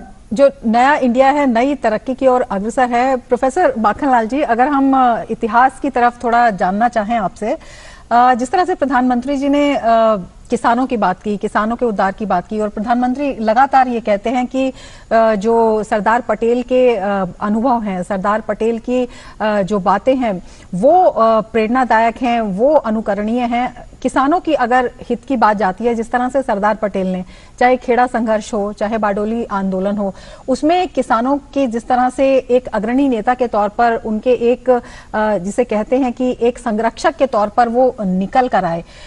अब किसानों की हित के लिए जिस तरह के कदम उठाए जा रहे हैं, किस तरह की समानता आप देखते हैं? प्रधानमंत्री जिस तरह का संकल्प लेते हैं किसानों के हित में। देखिए, भारतवर्ष का जो किसान था, या जो हस्तशिल्पी थे, उन्हें समय समय पर जिस तरह की तकनीकी डेवलपमेंट हुए, वो उनको उपलब्ध थे। यही वजह है कि चाहे वो अजंता एलोरा से लेकर आप चलिए, और एलिफेंटा की केव से लेके, ताजमहल से लेके चले आइए, सब जगह ये तकनीकी हमारे शिल्पियों को, हमारे किसानों को मिलती रही है, जिससे उनका डेवलपमेंट बराबर होता रहा। लेकिन जब एक बार अंग्रेजों ने कब्जा किया, तो उन्होंने जो तकनीक डेवलप होती गई, उससे किसानों को, शिल्पियों को, सबको वंचित रखा, जिसकी वजह से उनका जो नैसर्गिक डेवलपमेंट होता था, जो समय के साथ, कहते हैं ना, समय के साथ चलने की बात प्रक्रिया थी, वो रुक गई। उसका नतीजा ये हुआ कि किसान पीछे हो गया, हमारा जुलाहा पीछे हो गया, तकनीक में हमारे जो आर्टिस्ट थे वो पीछे हो गए। और जो चीज 1947 में वापस आ जानी चाहिए थी, कि अंग्रेजों ने तो इसलिए इनको रखा तकनीक से वंचित, जिससे ये आगे न बढ़ सके, और हम कच्चा माल इंग्लैंड ले जाके बना के फिनिश प्रोडक्ट यहाँ ले आए। यानी पूरे के पूरे देश को तकनीक से वंचित रखा गया। दुख की बात यह हुई कि 1947 के बाद जो ये परिवर्तन आना चाहिए था, कि जिस तकनीक से हमारा देश की पूरी पॉपुलेशन, सभी आर्टिस्ट, सभी किसान वंचित थे, उन्हें उपलब्ध कराना चाहिए था। ये चीज नहीं हुई। पिछले 8-10 वर्षों में जब इस तरफ ध्यान दिया गया, और स्पेशली किसानों के, चाहे वो खेती की तकनीक हो, चाहे वो फर्टिलाइजर के इस्तेमाल की बात हो, ये शास्त्री जी के जमाने में किया गया। लेकिन पिछले मोदी जी के समय से आने के बाद से जिस द्रुत गति से हमने इस तरफ ध्यान दिया, चाहे तकनीक की अवेलेबिलिटी हो, चाहे उनको शिक्षा देने का काम हो, चाहे उनको ट्रेनिंग देने का काम हो, चाहे आर्टिस्ट को तकनीक देने का काम हो, वो जिस तेजी से गया है, इसमें मुझे कोई संदेह नहीं है कि बहुत जल्दी आपको एक नया भारत, वो भारत दिखाई देगा जो सोने का चिड़िया कभी कहा जाता था। सोने की चिड़िया सिर्फ पंख से ही नहीं लगेगी, उसकी चोंच भी होनी चाहिए, उसकी आंखें भी होनी चाहिए, उसके पैर भी होने चाहिए। वो उस तरफ हम जा रहे हैं जब समग्र रूप से हम आगे बढ़ रहे हैं। आज किसान के पास वो टेक्निक है, अभी रामकृपाल जी बता रहे थे, हमारे गांव में भी कुछ बच्चे हैं जो मल्टीनेशनल कंपनीज में काम करते थे, कोविड बंद हो गया, वो अपने गांव में घर में आराम से बैठ के काम कर रहे हैं अपनी कंपनी, मल्टीनेशनल कंपनीज के लिए, ऑर्डिनरी नहीं। तो ये जो स्थिति बनी है कि गांव में किसानों को भी वो तकनीक प्रोवाइड की जा रही है, वो चीजें, वो सुविधाएं प्रोवाइड की जा रही हैं, चाहे वो मकान की बात हो, चाहे उज्ज्वला योजना की बात हो, चाहे मोबाइल टेक्नोलॉजी की बात हो, चाहे इंटरनेट की बात हो, all this will make a lot of difference. 1903-4 के बाद गुजरात में पहला ऐसा प्रदेश हुआ जिसमें 24 घंटे बिजली गांव में किसानों को, गरीब को 3 फेज की 24 घंटे की बिजली दी जाने लगी। उसने पूरे गुजरात को बदल के रखा। बिल्कुल। हम जब इन छोटी छोटी चीजों पर ध्यान देंगे कि किसानों को भी बिजली चाहिए, न कि सिर्फ शहर में, न कि सिर्फ फैक्ट्री में, किसानों को भी गांव में भी इंटरनेट चाहिए, न कि सिर्फ शहर में, all this will make tremendous qualitative change and there is no doubt that sooner than later we will be really सोने का चिड़िया। और अभी जब हम बात कर रहे थे कि कोविड को, crisis gives the opportunity to develop and also manage better, तो हम, आप लोग टेलीविजन से जुड़े हैं, आप लोग ज्यादा बेहतर देखते हैं, दिन रात आप लोगों ने कोविड की बात की, लेकिन आपने भी ये कहा कि सारी दुनिया से बेहतर हमने कोविड को टैकल किया है। बिल्कुल। चाहे वो न्यूज़पेपर ले लीजिए, सारी दुनिया से there have been lesser number of, despite huge population, there has been lesser number of deaths, there has been lesser number of spread. We have managed this far better than the developed world in the country, in the world. Okay. And that is why I have no doubt that given the opportunity, Indians always do better. Okay. Whether it is America, whether it is England, whether it is France, whether it is world, entire modern technology is handled by Indians, be it in America, be it in Europe. Okay. So if given the opportunity in the home itself, I don't think that there is going to be any problem, and we will become the world leader. Okay, there's not going to be much of a problem. In 18th century, right from earliest time, right from 9th century, 1000 BC, till almost about 18th century, we were the world leader. Our Okay, Ramkripal जी, एक और जो जिसकी बात हो रही है, one more thing about 100% digital literacy in India, looking ahead at that, do you somewhere feel, that's going to be the new game changer, especially when it comes to India getting 100% digitally literate, or everyone in India knowing how to use the internet? You see, when we talk about 100% literacy makes a lot of difference. So digital literacy is just another form of literacy. And it is going to make tremendous change because it increases the opportunities, it increases the knowledge, it increases your interaction, it impacts all walks of your life. Okay. And it's going to make tremendous changes. You see, today, this changes that have been brought in this government recently introduced the agricultural laws. It will make a lot of change once you know little bit literacy, whether you want to sell your things in local market or you want to just travel 100 kilometers away and sell them at 3 times price. This is where digital literacy is going to make the change. You want to sell it in Dubai, you want to sell it in France, or you want to sell it in Allahabad. All this make lot of changes in the village life. Digital literacy is making a lot of changes in city life. So there is no doubt that more and more we go digital, more and more we go towards this, more and more problem will be reduced.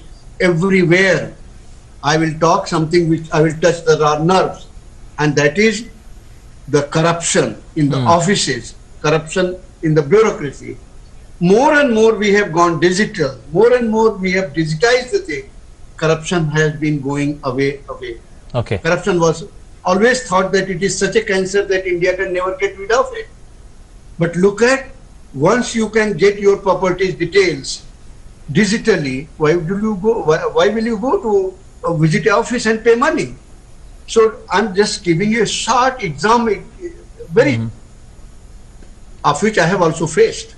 When a agriculturist goes to Tahsil to get something, he had to pay. But now more and more digitization of the figures taking place, you are getting rid of the corruption. Okay. So Ramkripalji, digitization is going to make the qualitative change and also the quantitative change in the life of people. Qualitative and quantitative change is what Professor Makhanlal is talking about. Ramkripalji, your thoughts on that particular digital literacy? We were talking about literacy, but we are not talking about digital literacy, and every Indian knowing how to